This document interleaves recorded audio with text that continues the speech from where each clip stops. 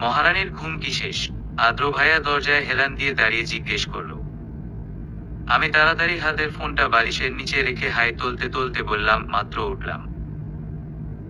আদ্র ভাইয়া কিছুটা বিরক্তি নিয়ে বলল, তা তো দেখতেই পাচ্ছি। তো বয়ফ্রেন্ডের সাথে চ্যাটিং শেষ? এই সাবধান, আমার নামে উল্টো পাল্টে কথা বলবেন না। কিসের বয়ফ্রেন্ড? আপনার জন্য বয়ফ্রেন্ড বানাতে পারলাম কোথায়? আদ্র ভাইয়া বলল, ও তাই? তা ব্রেকআপ নাকি? চোখ বড় বড় করে বললাম, আর একটা উল্টো পাল্টে কথা বললে না একদম। ও রিয়েলি? কি করবি যদি উল্টো পাল্টে কথা বলি? কি ক্ষমতা আছেই বা তোর? সারাদিন খাওয়া আর ঘুমানো ছাড়া কিছু করতে পারিস নাকি? আদ্র ভাইয়া তার ছেলের স্বরে বলল। খাওয়া আর ঘুমানোই বা কয়জনই বা করতে পারে বলেন? এটা আমার ট্যালেন্ট। গরু ছাগলের আবার ট্যালেন্ট থাকে নাকি? ভাগ্যিস ঘাস না খেয়ে ভাত খাস তুই। এই আপনি বের হন তো, রুম থেকে বের হন। আদ্র ভাইয়া বলল, তা তো হবেই। গোয়াল ঘরে কে থাকতে চায় বল? পড়তে বসো। যা যা হোমওয়ার্ক দিয়েছি শেষ করে আমার রুমে জমা দিয়ে আয়। আমি হা করে খাটে বসে পড়ল। আর ভাবতে লাগলাম, শিট, এই ছেলেটা কোথাও শান্তি দিবে না। মাত্র কলেজ থেকে বাসায় এসে একটু ঘুমালাম আর তারপরেই এই আপদটার মুখ দেখতে হলো। মিনিট 5 পর ফোনে নোটিফিকেশন এলো। হাতে নিয়ে দেখি আদ্র ভাইয়ের মেসেজ লিখা, ফোন রাখবি নাকি আমি এসে ফোন জমা নিব? কোনটা করব? আমি নোটিফিকেশন থেকেই সিন করে ফোন রেখে বই নিয়ে বসলাম। বাকি কথা পরে বলি। ছোট করে আগে আপনাদের পরিচয়টা দিয়ে ফেলি। আমি রোদ খান, আরাব খান আর নিপা জাহানের একমাত্র মেয়ে। আমি সবেমাত্র কলেজে উঠেছি। বুঝতেই পারছেন, নতুন কলেজে ওঠা মানেই একটু উড়ু উড়ু মন। আর যেই সাইকোটাকে দেখলেন সে হলো আমার একমাত্র ফুপ্পি সিলভি খান আর নীরব চৌধুরীর একমাত্র ছেলে আদ্র চৌধুরী। আসলে মেডিকেলের স্টুডেন্ট তো, তাই সাইকো। বেশি পড়াশোনা করলে যা হয় আর কি। আর বাকিদের পরিচয় গল্পের মাঝেই পেয়ে যাবেন। শীতের সকাল, কনকনে ঠান্ডা আর ঘন কুয়াশায় ঢাকা। সামনের কোনো কিছু ঠিকমতো দেখা যায় না, সবকিছুই অস্পষ্ট মনে হয়। কখনো কখনো কুয়াশার স্তর এত ঘন থাকে যে দেখলে মনে হয় সামনে কুয়াশার পাহাড় দাঁড়িয়ে আছে। গভীর রাত থেকে গাছের পাতায় শিশির বিন্দু জমতে থাকে।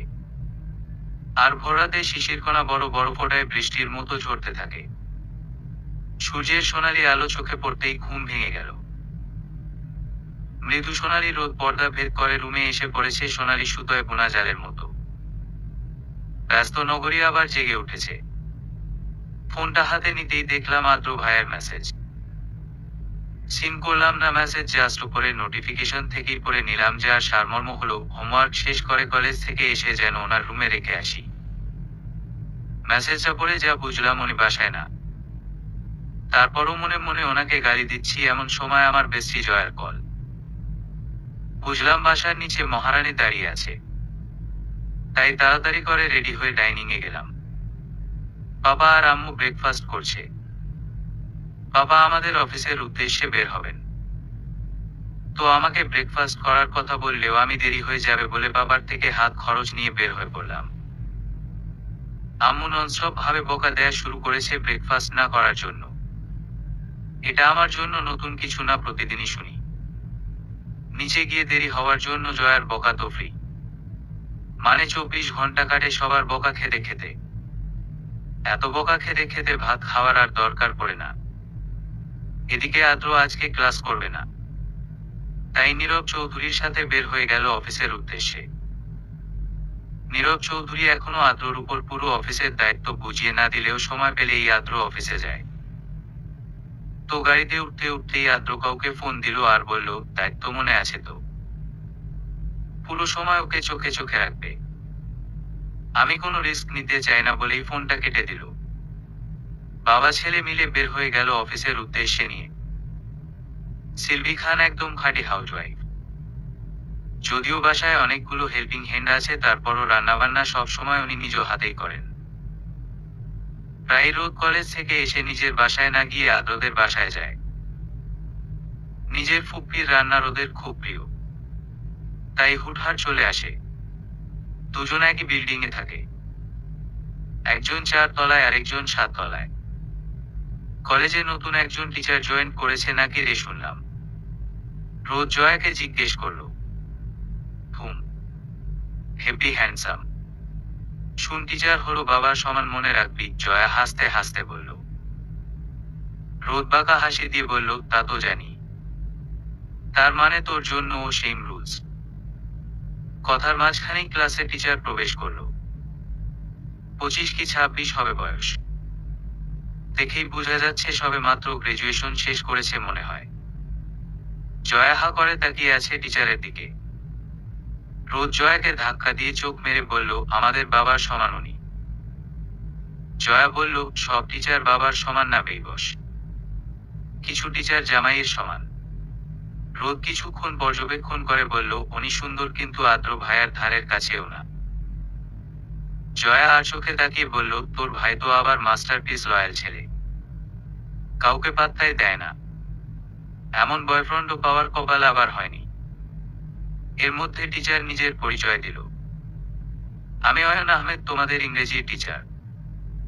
Nice to meet you all. তারপর সবার নাম এক এক করে শুনতে লাগলো। এবার রোদের পালা। রোদও দাঁড়িয়ে সবার মতো নিজের নাম বলল।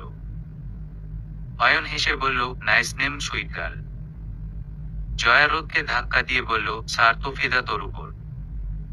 রোদ মুখ বেঁকিয়ে বলল, হু ফিদা? আদ্র ভাইয়া যেহেতু এই কলেজের স্টুডেন্ট ছিল, বরাবরের মতোই আমি কি করি সব জেনে যাবে। আর যদি শুনে যে আমি স্যারের পিছনে লাইন মারি, আমার পা ভেঙে বাসায় বসিয়ে রাখবে। প্রতিদিনের মতো রোদ বাসায় গিয়ে দেখলো সিলভি খান ওদের বাসায়। নিপা জাহানের সাথে, মানে নিজের ভাবির সাথে খুশগল্পে মেতে উঠেছেন। রোদের বাসায় যাওয়ার পরই মনে হলো যে আজাইল মানে আদের বাসায় আসার সময় হয়ে গিয়েছে। তাই তাড়াতাড়ি করে পড়তে বসলো। পড়তে পড়তে কখন যে চোখ লেগে গিয়েছে বুঝতেই পারেনি। আদ্র এসে ফ্রেশ হয়ে নিজের রুমে গিয়ে বসতেই মনে পড়লো সারাদিন একজন মানুষের সাথে দেখা হয়নি। গিয়ে দেখা করে আসা উচিত, কিন্তু ক্লান্ত শরীর উঠে যাওয়ার জন্য সায় দিল না। শরীরের অবাধ্য হয়ে উঠল রোদের ফ্ল্যাটে যাওয়ার উদ্দেশ্যে নিয়ে। গিয়ে কলিং বেল দিতেই নিপা জাহান দরজা খুলে দিল আর অভিমানী স্বরে বলল, তুই আজ সারাদিনেও তোর বড়মার সাথে দেখা করিসনি? ভুলে গেছিস আমাকে? এখন তো আর বড়মাকে দরকার হয় না। এখন আর সকালে কোথাও যাওয়ার আগে বড়মায়ের সাথে দেখা করতে ইচ্ছে করে না। আদ্র মাথা চুলকাতে চুলকাতে বলল, আমার একমাত্র বড়মাকে আমি কিভাবে না দেখে থাকতে পারি বলো? এজন্যই তো চলে আসলাম তোমার হাতের কফি খেতে। তোমার হাতের এক মগ স্পেশাল কফি বানিয়ে দাও তো। বাই দা ওয়ে, তোমার গুণধর মেয়ে কোথায়? দেখছি না যে। নিপা জাহান বলল, কোথায় আবার ওই বাদরটা? নিজের রুমেই হয়তো আছে। তুই যা, আমি কফি বানিয়ে পাঠিয়ে দিচ্ছি। বরাবরের মতোই রোদের ঘরে আদ্রের প্রবেশের কোনো অনুমতি লাগে না। তাই সোজা রুমে গিয়ে দেখল রোদ ঘুমাচ্ছে। এলোমেলো অবাধ্য চুলগুলো মুখের উপর বারবার এসে পড়ছে। দেখে মনে হচ্ছে যেন কোনো এক ঘুমন্ত মায়াপরীর রাজ্যের রাজকন্যা। আদ্র কতক্ষণ তাকিয়ে থেকে নিজেকে নিজেই বলল, কি করছিস কি আদ্র? এই পিচ্ছি মেয়েকে গড়ে তোলার মহা দায়িত্ব যে তোর মাথায়, ভুলে গেছিস সেটা? এখন এসবের সময় নয়। এখন রোদকে পড়াশোনা করানোর আর রোদ যেন সেই থাকে সেটা নিশ্চিত করার সময়। তাই টেবিল থেকে পানি নিয়ে রোদের মুখে ছিটিয়ে বলল, হোয়াট ইজ দিস? কয়টা বাজে দেখেছিস? তোর চাকর পেয়েছিস যে রুমে এসে হোমওয়ার্ক চেক করব। খাতাগুলো দে তাড়াতাড়ি। রোদ কপাল কুঁচকে উঠে বলল, আমার জীবনকে হেল করে দিয়ে শান্তি হয়নি। তারাও খাতাগুলো দিচ্ছি, কারণ রোদও জানে এখন আদ্রের সাথে তর্কে গেলেই তর্ক বাড়বে। এরই মধ্যে আদ্রর ফোন এলো। ফোনের স্ক্রিনে নামটি ঝকঝক করছে। আদ্র তাড়াহুড়ো করে ফোন রিসিভ করতে করতে রুম থেকে বের হয়ে গেল আর রোদকে রাত 9টার আগে খাতা জমা দিতে বলল। হ্যালো, চিনতে পেরেছিস? তোকে চিনব না? এত সহজে সবকিছু ভুলে যাওয়া যায়? জানিস তো আমার তো মনে হচ্ছে তুই হেরে যাবি। হা হা হা। জানিসই তো আদ্র কখনো কোনো পরীক্ষায় সেকেন্ড হয়নি। হেরে যাওয়া শব্দটা আমার ডিকশনারিতেই নেই। আর তোর সাথে হেরে যাওয়ার প্রশ্নই আসে না। তোকে চিনতে কি বাকি আছে নাকি আমার? যতই হোক এক সময়ের বেস্ট ফ্রেন্ড বলে কথা। তোর চোখ দেখে তোকে আমি লাইন বাই লাইন পড়তে পারি। কি লাভ ইতিহাস পুনরায় তোলে? আমি শুকনো ক্ষত পুনরায় জাগিয়ে তুলতে চাই না। কেন ফোন করেছিস সেটা বল। এটা বলতেই ফোন করেছি যে আমি চ্যালেঞ্জ 30% জিতে গেছি। তোর কি মনে হয় এই নিউজ আমি এখনো পাইনি? যেদিনের নিউজ সেদিন সকালেই শুনেছি। 30% মাত্র, বাকি 70% কমপ্লিট করার আগে। আমি বিজি আছি। আমার রোগকে আমি পড়াচ্ছি। আপাতত ফোন রাখ। অনেকদিন পর আজকে ছাদে যাচ্ছি নিজের গাছগুলোর পরিচর্যা করতে। গিয়ে দেখলাম আদ্র ভাইয়া ছাদের কোণে দোলনায় বসে দোল খাচ্ছে আর বই পড়ছে। হাতে এনা হুয়াংয়ের টুইস্টেড সিরিজের টুইস্টেড লাভ বই। উকি দিয়ে দেখলাম খুব মনোযোগ দিয়ে পড়ছে। শো ডিস্টার্ব না করে টুকটুক করে ছাদে উঠলাম। শীতের বিকাল। মৃদু বাতাস বয়ে যাচ্ছে। কুয়াশা যেন আস্তে আস্তে তার চাদর মেলে ধরছে চারদিকে। পশ্চিমা আকাশে এখনো সূর্যের সোনালী আভা বিদ্যমান। পাখিরা তাদের নীড়ের দিকে অগ্রসর হয়েছে। আমি আদ্র ভাইয়াকে বিরক্ত না করে চুপিসারে গাছে পানি দিচ্ছিলাম। অনেকদিন যাবৎ তাদের কোনো যত্ন নেওয়া হয়নি। আগাছায় পরিপূর্ণ হয়ে গেছে টবগুলো। কালকে বন্ধের দিন, তাই কালকে সকালটা ছাদে গাছে যত্নে ব্যয় করব। আজকে জাস্ট পানি দিয়ে যাব। পানি দেয়া শেষে ছাদের এক কোণে দাঁড়িয়ে বিকালের সৌন্দর্য অনুভব করছিলাম। হালকা বাতাসে হালকা শীত শীত লাগছিল। হঠাৎ উষ্ণতা অনুভব করছি। তাকিয়ে দেখি আদ্র ভাইয়া একটা চাদর আমার গায়ে জড়িয়ে দিচ্ছে। আমি ওনার দিকে না তাকিয়েই বললাম, কিভাবে বুঝলেন আমার ঠান্ডা লাগছে? আমি তো আপনাকে বলিনি। আদ্র ভাইয়া আমার মাথায় টোকা দিয়ে বলল, এজন্যই তো তোকে পিচ্ছি বলি। সবাইকে কি সব সময় সব কিছু বলতে হয় নাকি রে? অনেক কিছু বুঝে নিতে হয়। তোকে আমি অক্ষরে অক্ষরে পড়তে পারি। আর তুই পিছনে না তাকিয়ে কিভাবে বুঝলি যে এটা আমি? তুই যেভাবে বুঝেছিস আমিও সেভাবেই বুঝেছি। আমি কপাল কুঁচকে বললাম, কি? বাট আপনি তো মনোযোগ দিয়ে বই পড়ছিলেন। আদ্র ভাইয়া হেসে বলল, হোমবার্টের থেকেও একটা গুরুত্বপূর্ণ কাজ হলো তোর যত্ন নেয়া। এখন গাধার মতো জিজ্ঞেস করিস না যে কেন গুরুত্বপূর্ণ। তুই গর্দভ আমরা সবাই জানি। সন্ধ্যা হয়ে যাচ্ছে, ঠান্ডা লেগে যাবে। নিচে যা। বন্ধের দিন। কিভাবে সারাদিন ঘরে কাটাবো? শহরের যান্ত্রিক জীবনে একদম রোবট হয়ে গেছি যেন। সকাল থেকে গাছের কাজ করতে করতে ক্লান্ত। তাই একটা লম্বা শাওয়ার নিয়ে নিলাম। তারপরও যেন সময় কাটছে না। আম্মুকে খুঁজতে এসে দেখি রুমে নেই। বুঝলাম যে ফুপ্পির বাসায় গিয়েছে গল্প করতে হয়তো। আসলে আমার আম্মু আর ফুপ্পির মাঝে সম্পর্কটা ট্রেডিশনাল ননদ ভাবির সম্পর্কের মতো না। একদম বেস্ট ফ্রেন্ড বলা যায়। যাই হোক, আমিও নাচতে নাচতে ফুপ্পির বাসায় চলে গেলাম। আমি ফুপ্পির বাসায় গেলে দরজা খোলার আগ পর্যন্ত আনলিমিটেড কলিং বেল প্রেস করতেই থাকি। এবারও তার ব্যতিক্রম হলো না। কিন্তু প্রতিবার ফুপ্পি হাসিমুখে দরজা খুলে বলে যে আমি জানতাম আমার পাগলিটা এসেছে।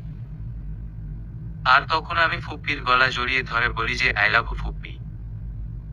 আজকেও তাই করলাম। দরজা খোলা মাত্র জড়িয়ে ধরলাম। কিন্তু হঠাৎ কি ফুপ্পির হাইট বেড়ে গেল নাকি বুঝলাম না। হাইট বেশি হওয়ায় জড়িয়ে ধরতে একটু কষ্ট হলেও জড়িয়ে ধরে বললাম আই লাভ ইউ। বলে ভালো করে তাকিয়ে দেখি এটা তো আমার ফুপ্পি না। সর্বনাশ হয়ে গেছে। এটা তো আদ্র ভাইয়া। আমি তাড়াতাড়ি করে হাত নামিয়ে নিলাম। আদ্র ভাইয়া কাশি দিয়ে বলল, what the hell man, are you man? এতবার কলিং বেল কেউ প্রেস করে? আর কি হাক করা শুরু করেছিস? তুই জানিস আমি এগুলো পছন্দ করি না। আমি মুখ ভেঙে বললাম, ভয় গেছে আমার আপনাকে জড়িয়ে ধরতে। আমি ফুপ্পিকে ভেবে হাক করেছি হু। নিজেকে কি মনে করেন আপনি? সরুন সামনে থেকে। বলেই আমি পাশ কাটিয়ে রুমে গেলাম। আম্মু আর ফুপ্পি ড্রয়িং রুমে গল্প করছে আর চা খাচ্ছে। আমি ভিতরে গিয়ে ফুপ্পিকে জড়িয়ে ধরে আহ্লাদি স্বরে বললাম, ফুপ্পি আজকে হলিডে, চলো না ঘুরতে যাই। আম্মু চোখ রাঙিয়ে বলল, কোথায় যাওয়া যাবে না, ছুটি পেলেই এক বায়না ধরা শুরু করে। আর আপনারা সবাই ওর সব আবদার পূরণ করে করেই বাদর বানিয়েছেন। আমি ঠোঁট ভেঙে বললাম, ফুপ্পি প্লিজ চলো না, আমার বাসায় ভালো লাগছে না।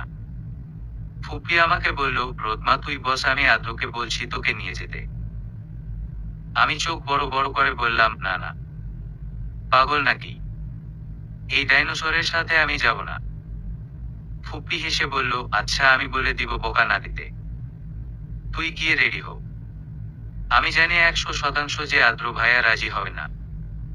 ফুপ্পি ধমক দিয়ে পাঠাবে তাতে আমার কি, আমার ঘুরতে যেতে পারলেই হলো। আমি হলিডেতে বাহিরে বের হলেই একটু শাড়ি পরার চেষ্টা করি। আজকে ব্ল্যাক একটা শাড়ি পরে সাথে ম্যাচিং করে চুড়ি, গলার একটা সিম্পল হার, কানে ঝুমকা পরে, গালে জাস্ট একটু ব্লাশ আর হাইলাইটার দিয়ে নিচে নামলাম। ও ভালো কথা কাজল দিতে, কিন্তু আমি ভুলিনি। কিন্তু নিচে গিয়ে আমি সারপ্রাইজ, আদ্র ভাইয়া ও ব্ল্যাক শার্ট ব্ল্যাক প্যান্ট পরেছে। ওনার লুকটা সত্যিই প্রশংসার যোগ্য। ব্ল্যাক শার্ট ব্ল্যাক প্যান্ট, হাতে ব্যান্ডের সিলভার চেইনের ওয়াচ, পায়ে হোয়াইট স্নিকার্স।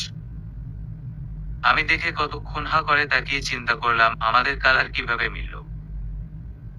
আমার তো ইচ্ছে করছিল তখনই গিয়ে ড্রেস পাল্টে আসতে। যাই হোক, চিন্তা করলাম আমারই দেরি হয়ে যাবে। কিরে, শান্তি দিবি না আমাকে? প্রতি হলিডেতেই ঘুরতে যেতে হয়, এতই ঘোরাঘুরির ইচ্ছে থাকলে বয়ফ্রেন্ড জোগাড় করে নে, না হয় বিয়ে করে নে। আর 1 ঘন্টা যাবৎ আমি নিচে দাঁড়িয়ে আছি। এভাবে মেকআপ দিয়ে পেতনি না সাজলে ও তো পারিস। আদ্র ভাইয়া বাইকে হেলান দিয়ে কিছুটা বিরক্তি নিয়ে বলল, উফ, আমার কপাল। ফুপ্পিকে বললাম যে আমি এই জিরাফের সাথে যাব না, আমি জানতাম এমন বকা খাবো। আর পেতনি লাগলে আমাকে লাগছে আপনার কি? চলুন, আমি রাগী স্বরে বললাম। শহরের ব্যস্ত নগরীতে যানজট ঠেলে বাইক চলছে। ভাইয়া ডিএসসিতে এসে বলল, ফুচকা খাবি? আমি বারবারই ফুচকা লোভী, তাই লোভ সামলাতে না পেরে বললাম, খাবো মানে অবশ্যই খাবো। কিন্তু পরক্ষণেই মনে হলো যেই মানুষটা আমাকে জীবনে ও এসব খাবার খেতে দেয় না, সেই মানুষটাই কিভাবে ফুচকা অফার করছে। ঠিক হজম হলো না ব্যাপারটা। তাই কপাল কুঁচকে জিজ্ঞেস করলাম, আচ্ছা আপনি কি আমাকে মারার প্ল্যান করছেন? আদ্র ভাইয়া কপাল কুঁচকে বলল, কি প্রবলেম তোর, কি আবল তাবল বলছিস? আমি বোকার মতো 32 দাঁত বের করে হেসে বললাম, না মানে আমি জানি যে মানুষকে মারার আগে তার সব ইচ্ছে পূরণ করা হয়, তাই বললাম আর কি। আদ্র ভাইয়া এবার ফিক করে হেসে দিল আর বলল, আজকের বিকেলটা না হয় তোর জন্যই রাখলাম, তোর ইচ্ছে মতোই না হয় চললাম, স্মৃতির পাতায় না হয় স্মরণীয় করে রাখলাম কোনো এক সোনালী বিকেল হিসেবে। জানিস তো, কিছু কথা অজানা থাকাই ভালো, সময় কখন কি করতে হবে তা বলে দিব, কিন্তু কিছু কিছু কথা বুঝে নিতে হয়, কারণ সব সময় সময়ের অপেক্ষা করলে বড্ড দেরি হয়ে যায়। হয়তো সঠিক সময় আসার আগে সেই মানুষটাই থাকে না। আমি হা করে ওনার মুখের দিকে তাকিয়ে রইলাম। হাসলে সত্যিই ওনাকে মারাত্মক সুন্দর লাগে। ওনার কথা সব আমার মাথার উপর দিয়ে গিয়েছে, কিন্তু এই অমায়িক নিষ্পাপ হাসিটা আমার মনে গেঁথে গেল। আমি আনমনেই ওনাকে জিজ্ঞেস করলাম, আচ্ছা আদ্র ভাইয়া, আপনি কি কাউকে ভালোবাসেন? আদ্র ভাইয়া আবারও হেসে দিলেন আর বললেন, যদি উত্তরটা হয় হ্যাঁ, তাহলে। মুহূর্তের মধ্যে আমার বুকের বা পাশে মনে হলো যেন চিনচিন ব্যথা অনুভব হলো। ওনার জন্য বিন্দু বিন্দু আবেগ দিয়ে গড়ে ওঠা অনুভূতি শূন্যে মিলিয়ে গেল। আমার রৌদ্রোজ্জ্বল আকাশে অসময়ে যেন মেঘ এসে পড়ল। আমি জানি না এই অনুভূতির নাম কি, কেন এমন হলো। তারপরও নিজেকে নিয়ন্ত্রণ করে বললাম, আচ্ছা উনি কাউকে ভালোবাসলে আমার কি? তারপর আমি আবারও জিজ্ঞেস করলাম, আচ্ছা ওই মেয়েটার নাম কি, কোথায় থাকে? আদ্র ভাইয়া আমার হাতটা টেনে নিয়ে একটি বেলিফুলের মালা হাতে পরিয়ে দিয়ে বলল, কেন রে, নাম জেনে কি করবি? জানিস তো মারাত্মক রকম ভালোবাসি ওকে, কিভাবে যে ভালো লেগে গেল নিজেও জানি না, কিন্তু ভীষণ রকম ভালোবাসি রে। বাট আমার সেই মায়াপরীটা তার প্রতি আমার ভালোবাসাটা বোঝে না। পিচ্ছি তো তাই। আচ্ছা বাদ দে, চল ওই দিকটায়, ফুল কিনবি। আধ ঘন্টা আগে পর্যন্ত এই ফুলগুলোর প্রতি আমার আকর্ষণ ছিল, কিন্তু বর্তমানে আর কিনতে ইচ্ছে করছে না। তারপরও বললাম চলুন যাই। প্রায় সন্ধ্যা নেমে আসলো। আদ্র ভাইয়া আমাকে বাইকের সামনে দাঁড় করিয়ে বলল, 2 মিনিট ওয়েট কর। তারপর বাইকের সামনে রাখা একটা ব্যাগ থেকে একটা চাদর আমার গায়ে জড়িয়ে দিয়ে বলল, নিজের যত্ন নিতে শিখছি। সব সময় কি তোর পাশে আমি থাকবো নাকি? সন্ধ্যা নেমে আসছে, আস্তে আস্তে ঠান্ডাও বাড়ছে। ভালো করে চাদর জড়িয়ে নে। আমি হা হয়ে তাকিয়ে রইলাম। তারপর জিজ্ঞেস করলাম, চাদর কোথায় পেলেন? আদ্র ভাইয়া হেসে বলল, আমি জানি তো যে আমার পিচ্ছিটা নিজের ব্যাপারে বড্ড উদাসীন, তাই বাসা থেকে বের হওয়ার সময় নিয়ে এসেছি। আমি সত্যিই কথা বলার ভাষা হারিয়ে ফেলেছি। কেউ কি বলতে পারেন এই অনুভূতির নাম কি? আমি এই নতুন আদ্র ভাইয়ার সাথে পরিচিত না। নতুন এক আদ্র ভাইয়াকে চিনলাম। আগেও অনেকবার ওনার সাথে বের হয়েছি, কিন্তু এমন আদ্র ভাইয়াকে তো আমি দেখিনি। কত দিকে খেয়াল ওনার। সত্যিই প্রেমিক হিসেবে উনি একদম পারফেক্ট। এসব পুরুষদের ভালোবাসা বড্ড মারাত্মক রকমের হয়। ওনার ভালোবাসার মানুষটি আসলেই একজন লাকি। একটা মানুষ এতটা কেয়ারিং কিভাবে হয়? শো শো করে বাইক চলছে। শীতের রাত। সন্ধ্যা হতে না হতেই মানুষ, পশু পাখি নিজ নিজ আশ্রয়ে ফিরে আসে। ঘরে ঘরে আলো নিভে যায়। যদিও শহরের যান্ত্রিক মানুষ অফিস থেকে, নিজ নিজ কর্মস্থল থেকে বাসার উদ্দেশ্যে রওনা হয়। কর্মচঞ্চল গ্রাম ও শহর ঘুমে ঢুলতে থাকে। শহরের পথে লাঠি ঠুকে ঠুকে চলে নাইট গার্ড। শুধু রাস্তার ইলেকট্রিকের আলোগুলো নিঃসঙ্গ রাতে অসহায়ের মতো রাস্তার ডুব ধারে দাঁড়িয়ে যেন এক চোখ মেলে বোবা দৃষ্টিতে তাকিয়ে আছে। প্রতিটি রাস্তার মোড়ে পিঠার দোকানে তরুণদের ভিড়। অনেকে আবার চায়ের দোকানে বসে আড্ডা দিতে ব্যস্ত। কেউ কেউ আবার কর্মস্থল থেকে ক্লান্ত দেহে বাড়ি ফিরছে। আমার মনে পড়ে গেল জীবনানন্দ দাশের দুটো লাইন, এই সব শীতের রাতে আমার হৃদয়ে মৃত্যু আসে। বাইরে হয়তো শিশির ঝরছে, কিংবা পাতা, কিংবা বেচার গান, সেও শিশিরের মতো, হলুদ পাতার মতো। আমি আদ্র ভাইয়াকে শক্ত করে পেছনে থেকে জড়িয়ে ধরে বাইকে বসে রয়েছি। ভাইয়া বাইক চালাচ্ছে আর মাঝে মাঝে আমার সাথে টুকটাক কথা বলছে। হঠাৎ একটা ট্রাক এসে জোরে বাইকে ধাক্কা দিল। আদ্র ভাইয়া অনেক চেষ্টা করেছে বাইক হ্যান্ডেল করতে, বাট পারেনি। মনে হচ্ছিল যেন কেউ ইচ্ছে করে ধাক্কা দিয়েছে। আমি জ্ঞান হারালাম। জ্ঞান ফেরার পর আমি নিজেকে হসপিটালের বেডে আবিষ্কার করলাম। আশেপাশে তাকিয়ে দেখলাম আম্মু, বাবা, ফুপি, আঙ্কেল দাঁড়িয়ে আছে। সবাইকে দেখে স্বস্তি পেলাম, কিন্তু আমার চোখ তো অন্য একজনকে খুঁজছে। জানতে ইচ্ছে করছে যে আদ্র ভাইয়া কেমন আছে। তাই নীরবতা ভেঙে জিজ্ঞেস করলাম, আম্মু, আদ্র ভাইয়া কেমন আছে? আম্মু কাঁদতে কাঁদতে বলল, আদ্রর পায়ে সিরিয়াস ইনজুরি হয়েছে, ব্যান্ডেজ করা, হাঁটতে পারছে না, মাথায়ও ব্যথা পেয়েছে। এই অবস্থা তোর হওয়ার কথা ছিল। আদ্র তোকে বাঁচাতে গিয়ে ওর উপর দিয়ে সব ধকল গিয়েছে। আদ্র ভাইয়ার অবস্থা শুনে মুহূর্তে আমার পৃথিবী যেন থমকে গিয়েছে। নিজেকে কেন যেন সবচেয়ে অসহায় মনে হচ্ছে। আমি সত্যিই নিতে পারছি না আদ্র ভাইয়ার কষ্টটা। আমার জন্যই এমন হয়েছে। আমি যদি বাহিরে যেতে না চাইলে এমন হতো না। আমি আম্মুকে বললাম, ডক্টর কি বলেছে? আম্মু বলল, ডক্টর বলেছে তুই আজকেই বাসায় যেতে পারবি। আদ্রকে অ্যাডমিট থাকতে হবে। এরই মধ্যে নার্স এসে বলল, আপনাদের আরেকজন রোগীর জ্ঞান ফিরেছে, আপনারা চাইলে দেখা করতে পারেন। একে একে সবাই গিয়ে দেখা করে আসলো। এরই মধ্যে আমার হাতের স্যালাইনও খুলে ফেলেছে। আমি আম্মুকে বললাম, আম্মু, আমি আদ্র ভাইয়াকে দেখতে যেতে চাই। আম্মু আমাকে ওই কেবিনে নিয়ে গিয়ে রেখে বাহিরে চলে আসলো। আদ্র ভাইয়ার কেবিনে যাওয়া মাত্রই আমাকে দেখে আদ্র ভাইয়া ছোট করে হাসি দেন, যেন উনি আমার অপেক্ষাতেই ছিলেন। আমি বেডের সাইডে চেয়ার টেনে বসলাম। আদ্র ভাইয়ার মুখে এখনো সেই হাসিটা লেগে আছে। আমাকে শীতল কণ্ঠে জিজ্ঞেস করলো, কি অবস্থা তোর? বেশি ব্যথা পেয়েছিস? উনি এমন ভাবে কথা বলছেন যেন কিছুই হয়নি। এমনিতেই ওনাকে দেখে আমার কান্না পাচ্ছিল, কারণ সব আমার জন্যই হয়েছে। আর আমার কি অবস্থা জিজ্ঞেস করার সাথে সাথে আমি কান্নাই করে দিলাম। আশ্রু আর কোনো বাধা মানছে না।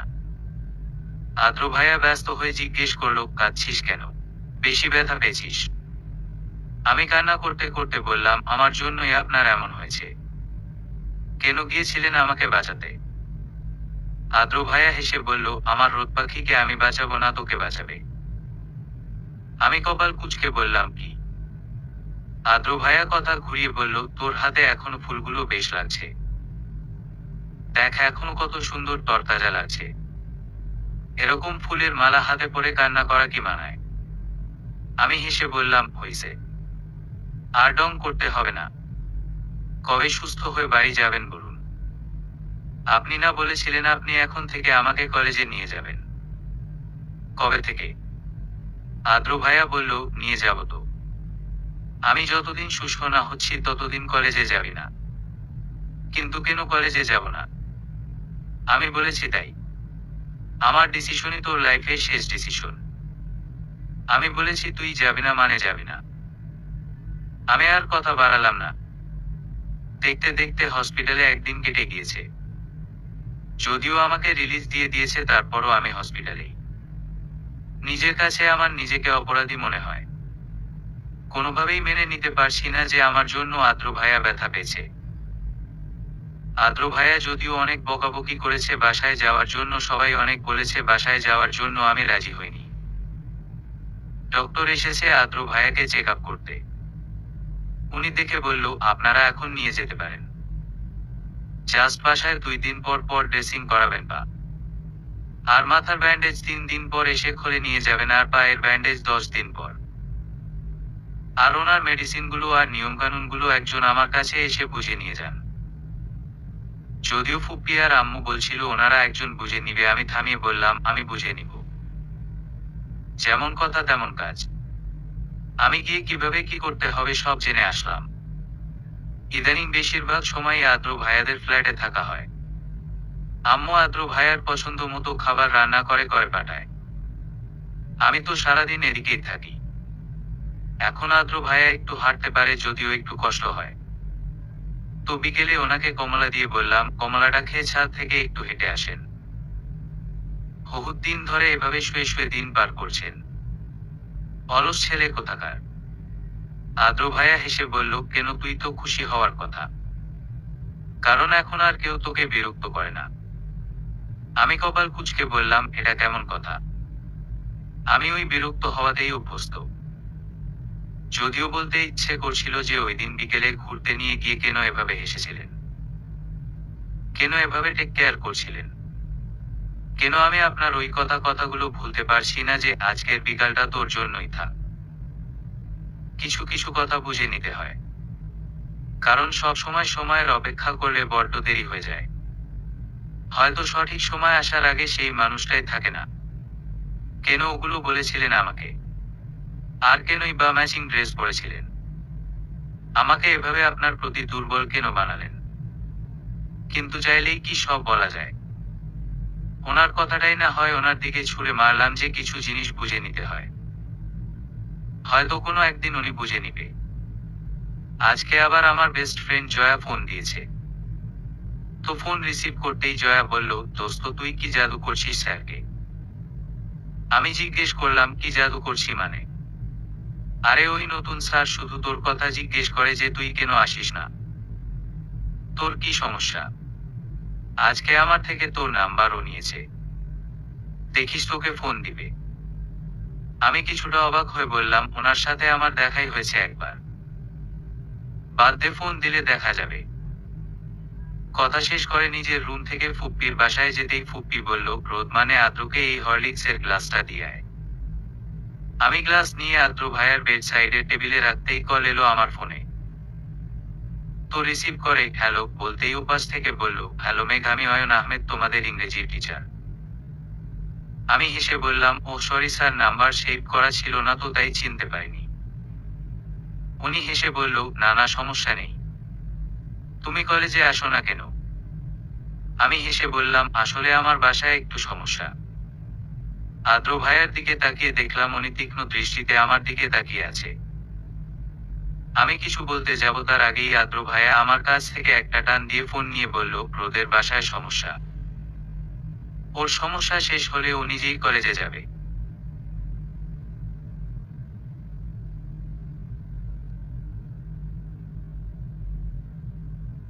আর দয়া করে ফোন দিয়ে বিরক্ত করবেন না। আর ওর খোঁজ নেয়ার জন্য ওর ক্লাস টিচার আছে বলেই ফোন কেটে নাম্বারটি সাথে সাথে ব্লক করে ফেলল। আর আমাকে বলল, তোর কলেজের এই নতুন স্যারের সাথে যদি বেশি মাখামাখি করতে দেখি একদম বা ভেঙে বাসায় বসিয়ে রাখবো। আর যদি নাম্বার আনব্লক করার চেষ্টা করিস তো এর ফলাফল ভালো হবে না। মানে ভালোর মধ্যে হঠাৎ এমন রেগে গেল কেন আমি বুঝতে পারলাম না। তাই কিছুটা বিরক্তি নিয়ে জিজ্ঞেস করলাম, কি সমস্যা আপনার? একটা ছোট ম্যাটার নিয়ে এত ওভার রিজেক্ট কেন করছেন? টিচার হিসেবে উনি ফোন দিয়ে জিজ্ঞেস করা কি অপরাধ? আদ্র ভাইয়ার মুখ লাল হয়ে গিয়েছে। উনি রেগে গেল, ওনার নাক কাল লালচে হয়ে যায় আর কপালের সাইডের একটা শিরা একদম সুস্পষ্টভাবে বোঝা যায়।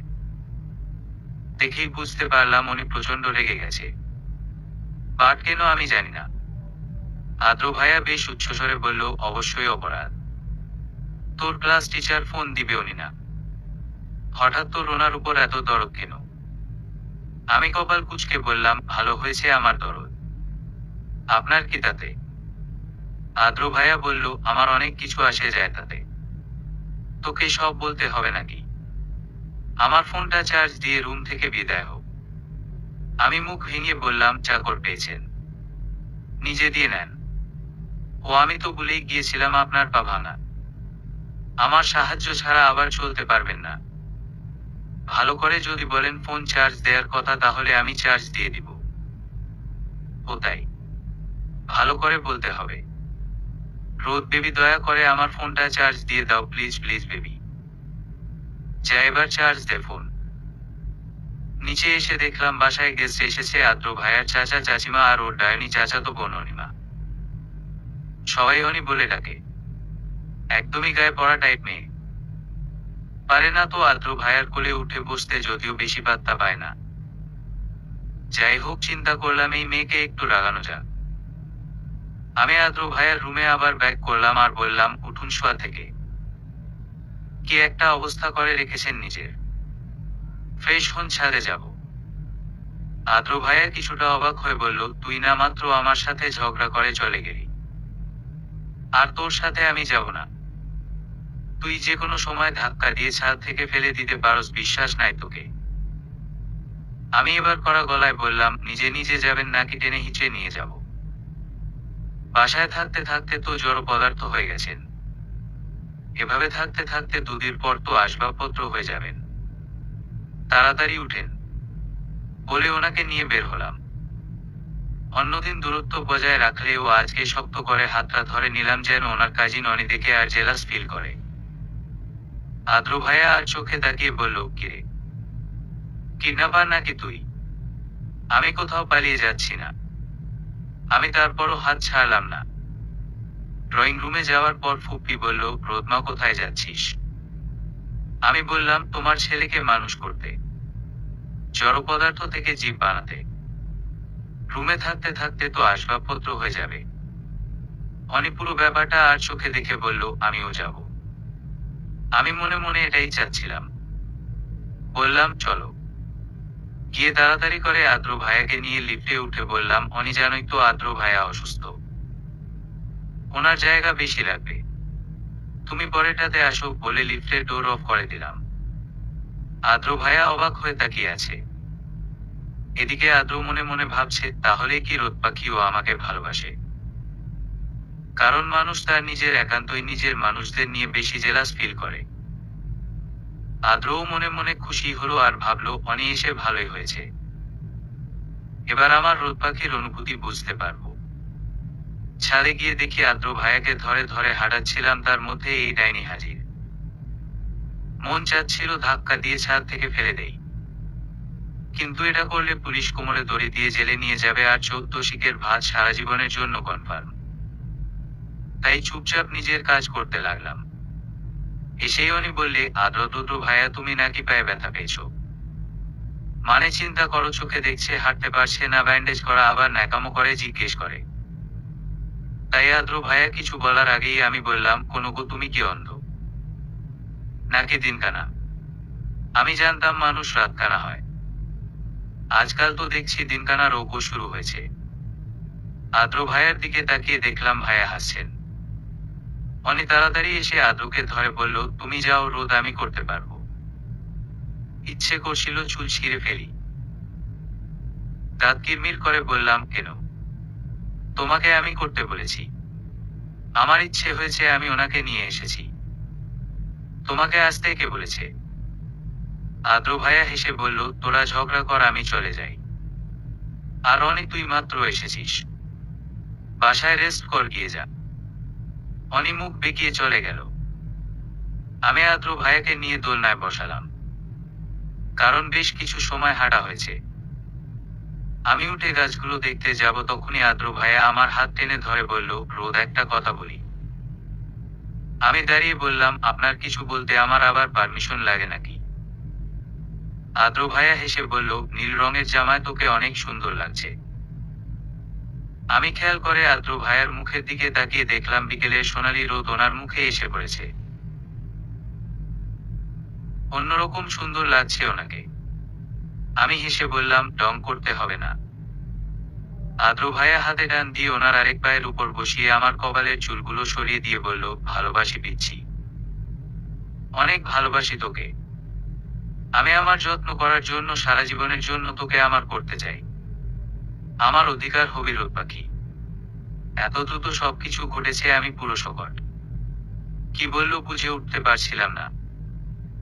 এই কয়েকদিন ওনার আশেপাশে থেকে আমিও বুঝেছি আমি দুর্বল ওনার প্রতি।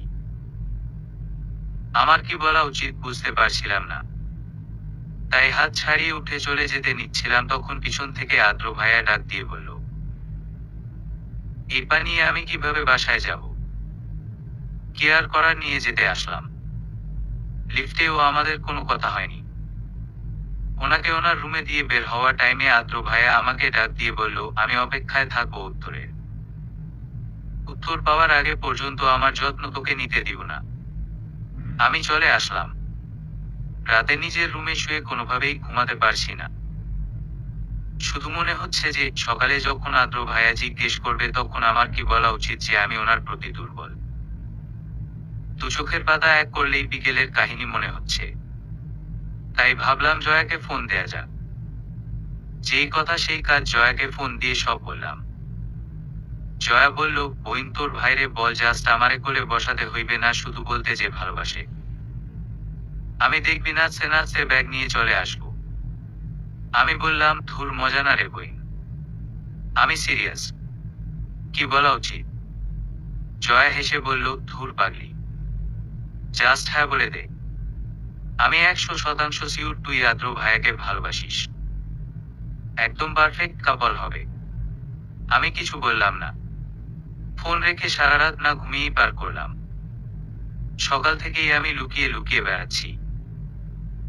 আদ্র ভাইয়ার সাথে একবার দেখা হয়েছিল সবার সামনে, বাট কোনো কথা বলেনি, জাস্ট টেক্সট করেছে হ্যাঁ বা না কিছু বল, তারপর আমি কথা বলল। এদিকে সুযোগ পেয়ে আদ্র ভাইয়ার কাজিন অনি মাথায় চড়ে বসেছে, পারে না গিয়ে কোলে উঠতে। ফুপ্পি এসে আমাকে সেমাই দিয়ে গিয়েছে। আমি এক সাইডের সোফায় বসে সেমাই খাচ্ছি। বড়রা সবার একসাথে আমাদের বাসার ড্রয়িং রুমে বসে কথা বলছে। আর আমার সামনেই আদ্র ভাইয়ার দুই পিচ্ছি কাজিন খেলতেছে। আদ্র ভাইয়া ডাইনিং এ বসে ব্রেকফাস্ট করছে। অনি গিয়ে বলল, ভাইয়া আমি তোমার জন্য নিজ হাতে আলুর দম বানিয়েছি, খেয়ে দেখো কেমন হলো। আমি তাকাতেই আদ্র ভাইয়া বাঁকা হাসি দিয়ে খেয়ে বলল, ওয়াও টেস্টি, তোমার হাতে ম্যাজিক আছে, অনেক ভালো হয়েছে। আমি দেখেও ইগনোর করলাম, ভাব নিলাম যে আমি দেখিনি। হঠাৎ আদ্র ভাইয়ার ফোন বাজছে। সবসময় ফোন দূরে থাকলে আদ্র ভাইয়া আমাকে ডাক দিয়ে বলে যে পিচ্ছি গিয়ে ফোনটা নিয়ে আয়, কিন্তু আজকে অনিকে বলল, অনি ফোনটা নিয়ে আয়। মানে নিজেই প্রপোজ করে নিজেই ইগনোর করছে। ফোনে কথা বলার পর অনি বলল, ভাইয়া আসো তোমাকে ছাদ থেকে হাঁটিয়ে নিয়ে আসি। আদ্র ভাইয়া হাসি দিয়ে বলল, চল। মেজাজ পুরোটাই খারাপ হয়ে গেছে আমার। ইচ্ছে করছে অনিকে লাথি দিয়ে বাসা থেকে বের করে দেই। সেটা তো সম্ভব না। তাই উঠে এক টান দিয়ে আদ্র ভাইয়ার হাত ধরে বললাম, ছাদে চলুন, আপনার সাথে ইম্পর্ট্যান্ট কথা আছে। আদ্র ভাইয়া দোলনায় বসে আছে আর আমি সামনে দাঁড়িয়ে আছি। দুজনই চুপচাপ। আদ্র ভাইয়া নীরবতা ভেঙে বলল, কি বলবি? কি ইম্পর্ট্যান্ট কথা তোর? আমি গলা ঝেড়ে বললাম, আপনি প্লেবয়, আমি জানতাম না। কয়জন লাগে আপনার? আপনার কাজিনের কথা না হজ বাদই দিলাম। মিথ্যে কেন বলেছেন আমাকে? আপনার গার্লফ্রেন্ড আছে।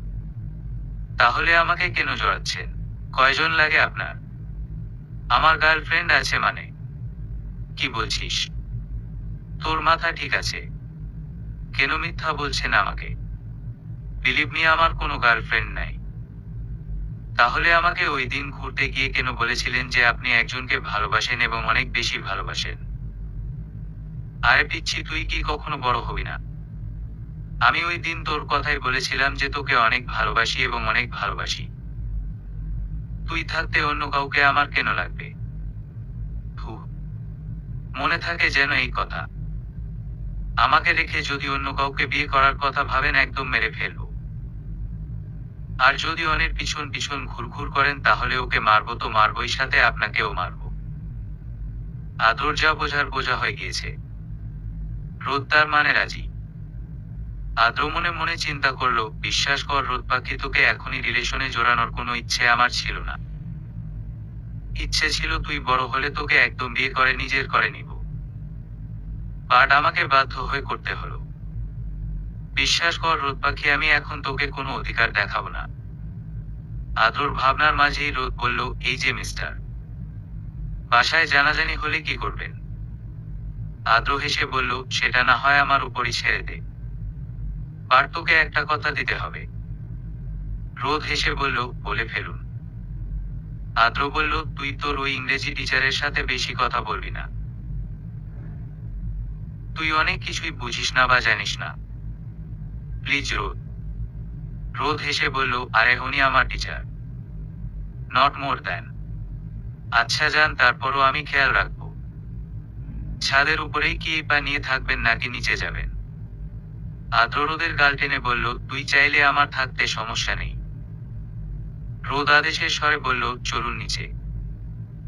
রোদের বাবা মা আরব খান, নিপা জাহানের সাথে সিলভি খান মানে আরব খানের বোন আদ্রের মা কথা বলছে। ভাইয়া এভাবে আর কয়দিন?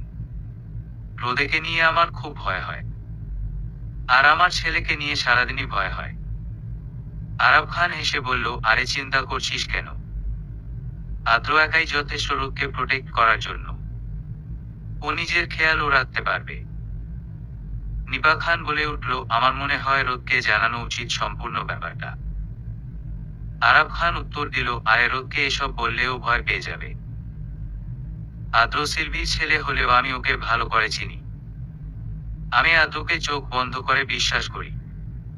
তোমরা টেনশন নিও না।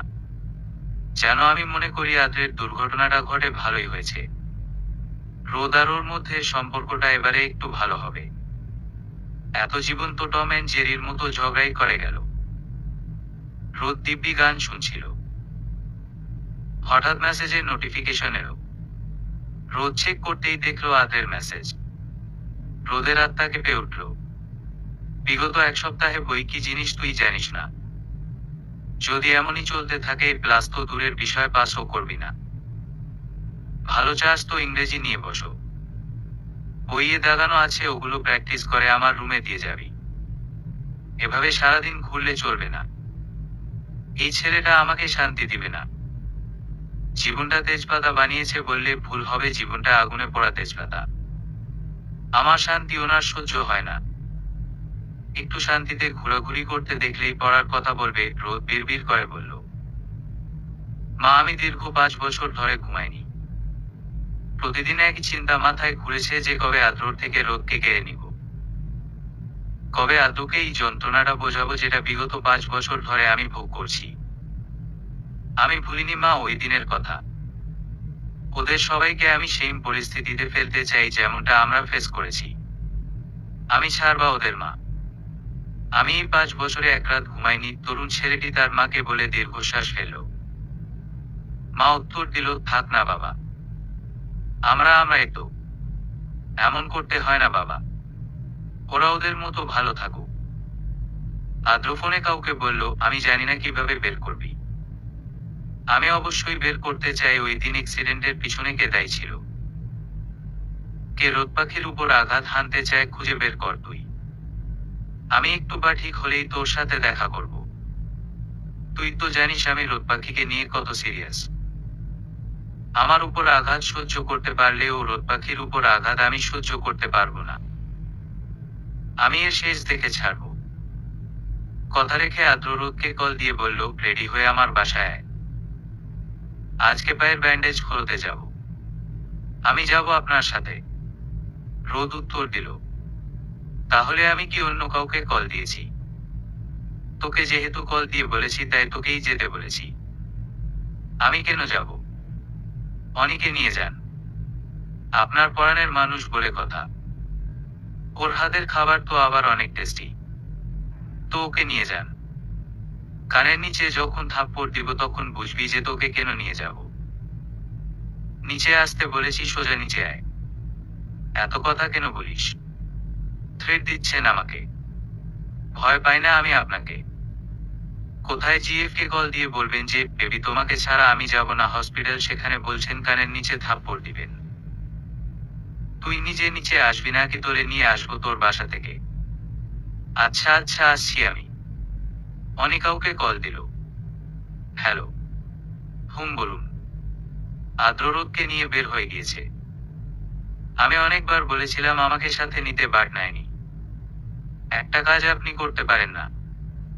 ধুর, আমারই ভুল হয়েছে আপনাকে কাজের সাথে নেয়ার। দেখুন আমি অনেকবার বলেছি, বাট নেয়নি। এখানে আমার কি করার? না না, আপনার কিছুই করার নেই। আমারই ভুল। যা করার আমারই করতে হবে। শীতের বিকাল। আস্তে আস্তে শীত যেন পুরো শহরকে গ্রাস করে নিবে। শীতল বাতাস বইছে, মনে হচ্ছে যেন সোজা হিমালয় থেকে এসেছে। শহরের প্রতিটি জায়গায় আলো জ্বলে উঠছে আস্তে আস্তে। আদ্র আর রোদের গাড়িটি আপন বেগে ছুটে চলছে। আদ্র রোদের হাতে হাত রেখে বলল, শীতের এই বিকেল বেলায় কুয়াশাচ্ছন্ন পরিবেশে তোর সাথে গল্প করতে চাই কোনো এক মফস্বলে সবুজ প্রকৃতিতে হারিয়ে গিয়ে।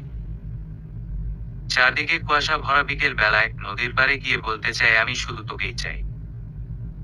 রোদ হাসল। বিকেলের পরন্ত রোদ এই হাসতেই যেন পরিপূর্ণ হলো। রোদ বলল, ভালোই তো পারেন মেয়েদের কনভিন্স করতে। আর কয়জনকে করেছেন? তোর মতো পিচ্ছি একটা থাকলেই হবে। হসপিটালে যেতেই দেখা হলো অয়ন স্যারের সাথে। তো আদ্র ভাইয়ের ব্যান্ডেজ হলে এখন ঠিক মতো হাঁটতে পারায় রিসিপশনে পেমেন্ট ক্লিয়ারের জন্য গিয়ে স্যারের সাথে দেখা। আমি কিছুটা অবাকই হলাম স্যারকে দেখে। আসসালামু আলাইকুম স্যার। ওয়ালাইকুম আসসালাম। কি অবস্থা? কেমন আছো? এই তো স্যার ভালো। আপনি? স্যার হেসে বলল, ভালো। তোমার পাশের উনিকে? আমি হেসে বললাম, আমার কাজিন। উনি পায়ে ব্যথা পেয়েছিল তো তাই হসপিটালে আসা। আদ্র ভাইয়া আমার কাঁধে ধরে বলল, শুধুই কাজিন? ভালো করে পরিচয় দাও বেবি। আমি আদ্র ভাইয়ের দিকে কড়া চোখে তাকিয়ে ক্লোজ আপ স্মাইল দিয়ে বললাম, আর কিভাবে পরিচয় দিব আপনার? আপনিই পরিচয় দেন। আদ্র ভাইয়া আমাকে ওনার আরো কাছে নিয়ে বলল, ইটস মি আদ্র চৌধুরী, রোদের কাজিন প্লাস ফিউচার হাজবেন্ড। আমি খেয়াল করে দেখলাম ওনারা দুজন দুজনের দিকে একটু অন্যরকম ভাবে তাকিয়ে আছে। আমি ব্যাপারটা দেখেও ইগনোর করলাম। আমি আদ্র ভাইয়ার মধ্যে জেলাসি স্পষ্ট দেখতে পেলাম। অয়ন স্যার আমাকে হেসে জিজ্ঞেস করলো, রোদ তোমার বিয়েও ঠিক হয়ে গিয়েছে? আমি উত্তর দেওয়ার আগেই আদ্র ভাইয়া বলল, কেন? আমি বললাম যে শুনলেন না। স্যার হেসে বলল, তাহলে তো রোদ ট্রিট দিতেই পারো তুমি। আজকের জন্য না হয় স্যার থেকে তোমার ফ্রেন্ড হয়ে গেলাম। আমি কি বলবো বুঝে উঠতে পারছিলাম না। তাই কিছু না বুঝেই বললাম, অবশ্যই স্যার। চলুন। তিনজন মুখোমুখি রেস্টুরেন্টের টেবিলে বসে আছি। আমি আদ্র ভাইয়াকে বললাম, আপনারা বসুন, আমি একটু ফ্রেশ হয়ে আসি। তরুদকে তুই তোর গার্লফ্রেন্ড কবে বানালি? আদ্র হেসে অয়নকে উত্তর দিল, সে জবাবদিহি কি আমি তোকে করব? তুই যেদিন প্রথম কলেজে টিচার হিসেবে গেছিলি সেদিনই আমি নিউজটা পেয়েছিলাম। আমার যা বুঝার আমি সেদিনই বুঝেছিলাম। অয়ন হেসে বলল, আমি তো জানতামই তুই নিউজটা পাবি। তরুদকে শেষ পর্যন্ত নিজে রাখতে পারবি তো? আমি কি পারবো আর পারবো না সেটা আমার উপরই ছেড়ে দে। জাস্ট রোজ যেন এই ব্যাপারে কিছু না জানে, তাহলে সত্যিই খারাপ হবে। বিগত 5 বছর আমি ঘুমাইনি। প্রতিদিন একই কথা মাথায় ঘুরেছে যে 5 বছর আগে আমি যেখানে যেই পরিস্থিতিতে ছিলাম আমি সেই পরিস্থিতিতে তোকে ফেলতে চাই। আমি কেড়ে নিব রোদকে। আদ্র হাসলো আর বলল, তো কেড়ে নিয়ে যা তুই। আমি ধরে রেখেছি নাকি? আমিও দেখতে চাই। অয়ন হেসে বলল, জানিস আজকে একটা কথা মনে পড়ে গেল। কোনো এক সময় তুই আমাকে বলেছিলি যে আমার বিয়েতে 1 মাস আগে আমার বাসায় তুই চলে আসবি। মনে আছে তো? আদ্র হেসে বলল, সেম কথা তুইও আমাকে বলেছিলি, আরো বলেছিলি যে আমার শালিকা থাকলে তাকে বিয়ে করবি। বাট আফসোস আমার কোনো শালিকা নেই। কথার মাঝেই রোদ চলে আসলো। আমি এসে খাবার অর্ডার দিলাম। খাবার আসতে না আসতেই আদ্র ভাইয়া বিল পে করে স্যারকে খেতে বলে আমাকে নিয়ে বের হয়ে আসলো। আমি অনেকবার নিষেধ করেছিলাম, বাট কে শুনে কার কথা। বাসায় আসা পর্যন্ত পুরো সময় আমাদের কোনো কথা হয়নি। আদ্র ভাইয়ার ফেস দেখেই বুঝেছিলাম উনি প্রচন্ড রেগে আছো। ওনার মুড খুবই খারাপ। এই ছেলেটা ছোট ছোট বিষয় নিয়ে এত ওভার রিয়েক্ট করে কি বলবো। স্যার উনি আমার ফ্রেন্ড ও না, তারপরও ট্রিট চাওয়ায় কি করলো? এই ছেলেটা শান্তি দিবে না আমাকে। এর মধ্যে আমার পেটে ইঁদুর দৌড়াতে শুরু করলো ক্ষুধায়। আমি আদ্র ভাইয়াকে বললাম, আই এম হাংরি। আদ্র ভাইয়া ড্রাইভিং এ মনোযোগ রেখেই বলল, তোর ওই অয়ন আহমেদ স্যারের সাথে বসিয়ে দিয়ে আসবো। আমি করুণ ভাবে তাকিয়ে বললাম, আমি কি বলছি আমি ওনার সাথে ডিনার করব? আমি তো আমার এই কিউট বয়ফ্রেন্ডের সাথে ডিনার করব। আদ্র ভাইয়া আমার গাল টেনে বলল, হইছে, ঢং করতে হবে না।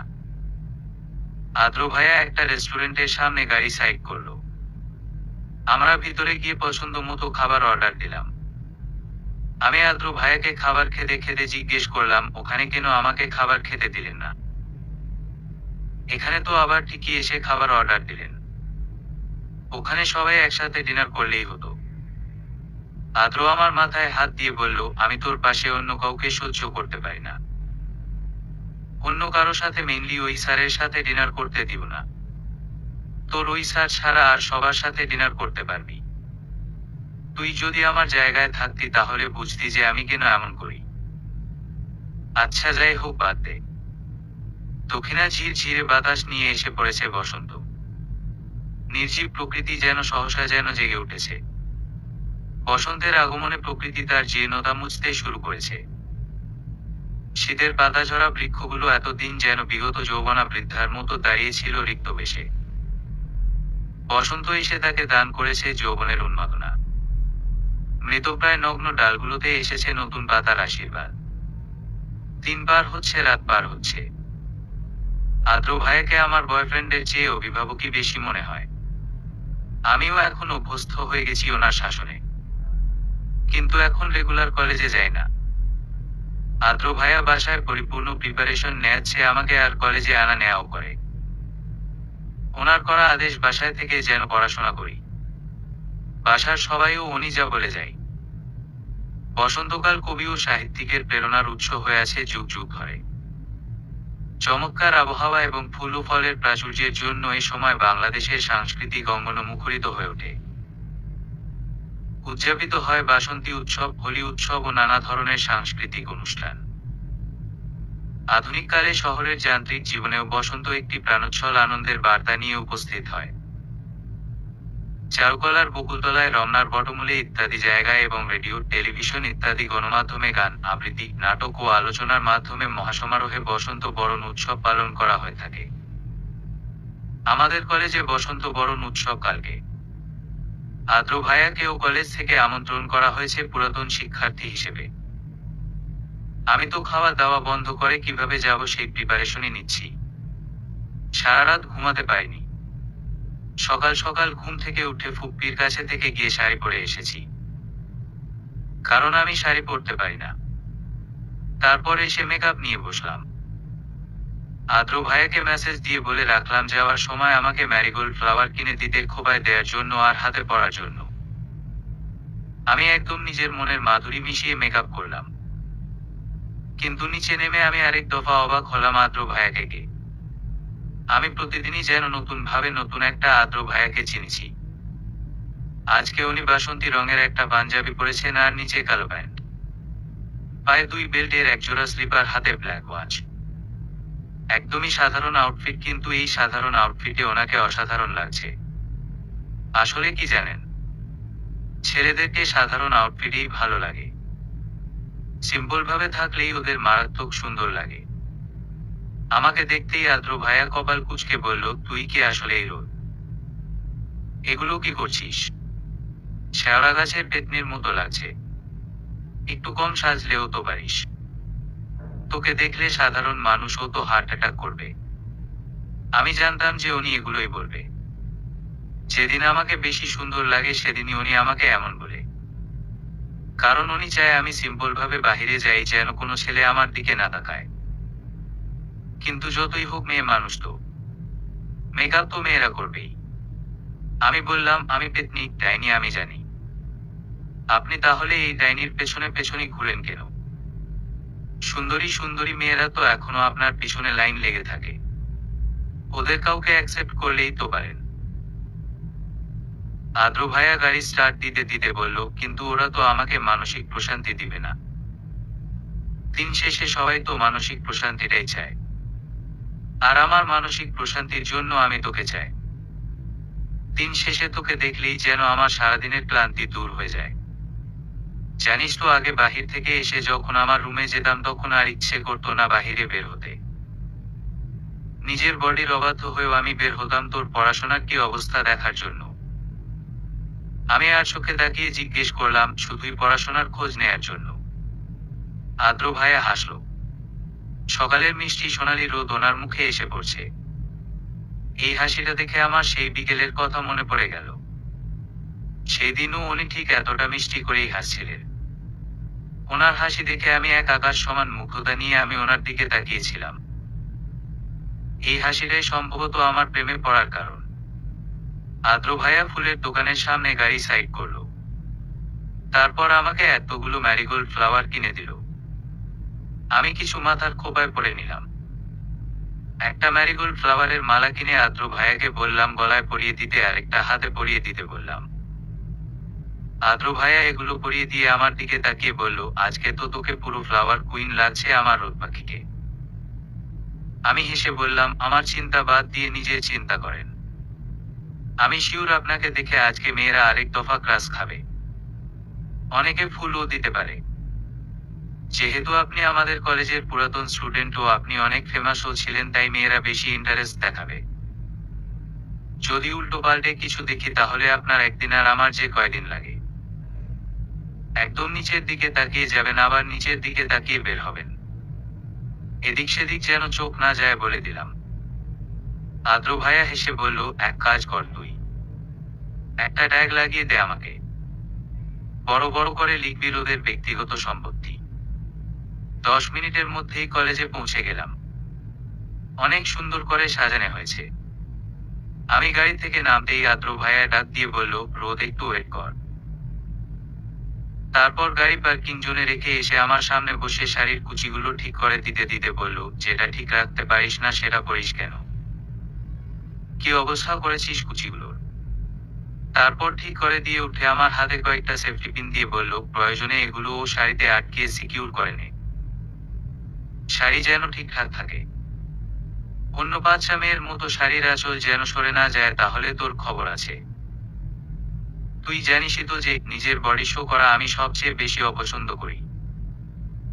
অনেক ছেলেরা থাকবে এখানে, সো শাড়ি যেন এদিক সেদিক না হয়, মাইন্ডেড। কলেজে যেতেই জয়ার সাথে দেখা হলো। অনেকদিন পর দেখা, তাই জমিয়ে আড্ডা হবে। আমরা কিছুটা পিছনের দিকে ছিটে বসলাম। কারণ সামনের দিকে বসলে গল্প করা যাবে না। দুই বান্ধবী নিজেদের সুখ দুঃখ একে অন্যকে বলতে লাগলাম। আদ্র ভাইয়া সফল ব্রিলিয়ান্ট স্টুডেন্ট অর্থাৎ ড্রিম স্পিকার হিসেবে কলেজে আসার প্রথম সারিতে বসেছে। আমি কথা বলছি আর কিছুক্ষণ পর পর আদ্র ভাইয়ার মুখের দিকে তাকিয়ে দেখছিলাম যে উনি কি করছে। আসলে চোখে চোখে রাখা যাকে বলে আর কি। আসলে স্বভাবতই মনে হয় এশিয়ান মেয়েরা একটু সন্দেহপ্রবণ হয়। যত লয়াল বয়ফ্রেন্ডই হোক তারপরও চোখে চোখে রাখে। বাঙালি মেয়ে বলে কথা। কথার মাঝে অয়ন স্যার এসে পেছনের লাইনে বসলো। আমি দেখে সালাম দিলাম। কুশল বিনিময়ের পর স্যারের সাথে ওভারঅল সবকিছু নিয়ে কথা বলছিলাম, এমন সময় ফোনে টুং করে আওয়াজ হলো। ফোনের স্ক্রিনে তাকিয়ে দেখলাম আদ্র ভাইয়া মেসেজ লিখেছেন, ব্রত পাখি তুই কি আমার ধৈর্য শক্তির পরীক্ষা নিচ্ছিস? পাক্কা 19 মিনিট ধরে হাসতে হাসতে ওনার সাথে কথা বলছিস? আমি সামনে ওনার দিকে তাকিয়ে দেখলাম সরু দৃষ্টিতে আমার দিকে তাকিয়ে আছে। আমি কোনো মতে কথা ঘুরিয়ে বললাম, স্যার আমাকে যেতে হবে। তারপর জয়াকে টেনে নিয়ে চলে আসলাম। অনুষ্ঠান শেষ হতে হতে বিকেল হয়ে গেল। সূর্য প্রায় ডুবে গিয়েছে। কিছুটা অন্ধকার হয়ে এসেছে চারদিকে। আমাকে আদ্র ভাইয়া পার্কিং জোনে থাকতে বলেছিল। আমি একটু চালাকি করে পার্কিং জোনের পিছন সাইডটা দেখতে গেলাম। হঠাৎ কেউ একজন আমাকেও মুখ চেপে ধরল। আমি হাজার চেষ্টা করেও ছুটতে পারছি না। কিছুক্ষণের মধ্যে আমি জ্ঞান হারালাম। সন্ধ্যা নেমে আসলো। সবাই সবার নিরে ফিরে গেল। শুধু আদ্র বাদে। তন্ন তন্ন করে খুঁজে বেড়াচ্ছে সে তার রোগকে। পাট কোথাও পাচ্ছে না। মুহূর্তের মধ্যে আদ্রের পৃথিবী যেন থমকে গেল। আপন পৃথিবীটাকে অচেনা মনে হচ্ছে। পাগলের মতো রোগকে খুঁজতে লাগলো। পাট কোথাও পাচ্ছে না। পার্কিং জোনের পিছন দিকে যেতেই আদ্রের চোখে পড়ল ম্যারিগোল্ড ফ্লাওয়ারের মালাটি। এই মালাটি আদ্র সকালে রোদের হাতে পরিয়ে দিয়েছিল। আদ্র তার বন্ধু নিলয়কে ফোন দিল যে তাকে সবসময় এসব কাজে সাহায্য করে। হ্যালো দোস্ত। হ্যাঁ বল। রোদকে কেউ কিডন্যাপ করেছে। কি? তোদের না আজকে কলেজে যাওয়ার কথা? হুম। আমি ওকে বাহিরে ওয়েট করতে বলছিলাম। তারপর থেকে আর পাচ্ছি না। ফোনও সুইচ অফ। বাসায় জানে না। আমি পাগল হয়ে যাচ্ছি রে। আমার মাথা কাজ করছে না। দোস্ত আমাদের গ্রুপের লিডার তুই। এ ধরনের কাজের সব প্ল্যান তুই করিস। ভেঙে পড়লে হবে না। যে কোনো ভাবে খুঁজে বের করতেই হবে। দেখিস কিছু হবে না ওর। আমি ট্র্যাক করার চেষ্টা করছি ওর। তুই অফিসে আয়। চোখ খুলে নিজেকে অচেনা এক জায়গায় আবিষ্কার করলাম। ভালো করে তাকিয়ে দেখে নিলাম। নিভু নিভু করে একটা বাল্ব জ্বলছে। হঠাৎ শাটার খোলার আওয়াজ হলো, তাকিয়ে দেখলাম অয়ন স্যার। স্যার আপনি এখানে? আপনি এখানে আমাকে কেন এনেছেন? হা হা হা। Please call me Ayan not sir. ওইটা তো তোমার কাছাকাছি যাওয়ার একটা অভিনয় মাত্র।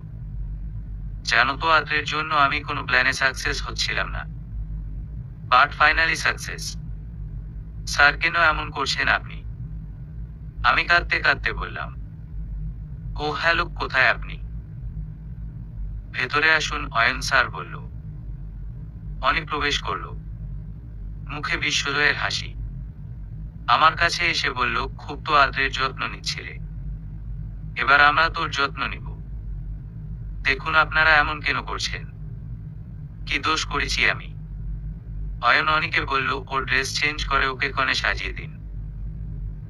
তারপর আমার মাথায় হাত রেখে বলল, বেবি আমরা হানিমুন কোথায় যাব বলো? মালদ্বীপ যাবা নাকি সিঙ্গাপুর? আমি কান্না করে দিলাম। আমি বললাম, পায়ে পড়ি আমাকে ছেড়ে দিন। অয়ন স্যার হেসে বলল, ছেড়ে দেওয়ার জন্য আমি তো তোমাকে এখানে আনিনি। আমি কান্না করে বললাম, আচ্ছা ছাড়তে হবে না। বাসায় সবাই খুব টেনশন করছে হয়তো।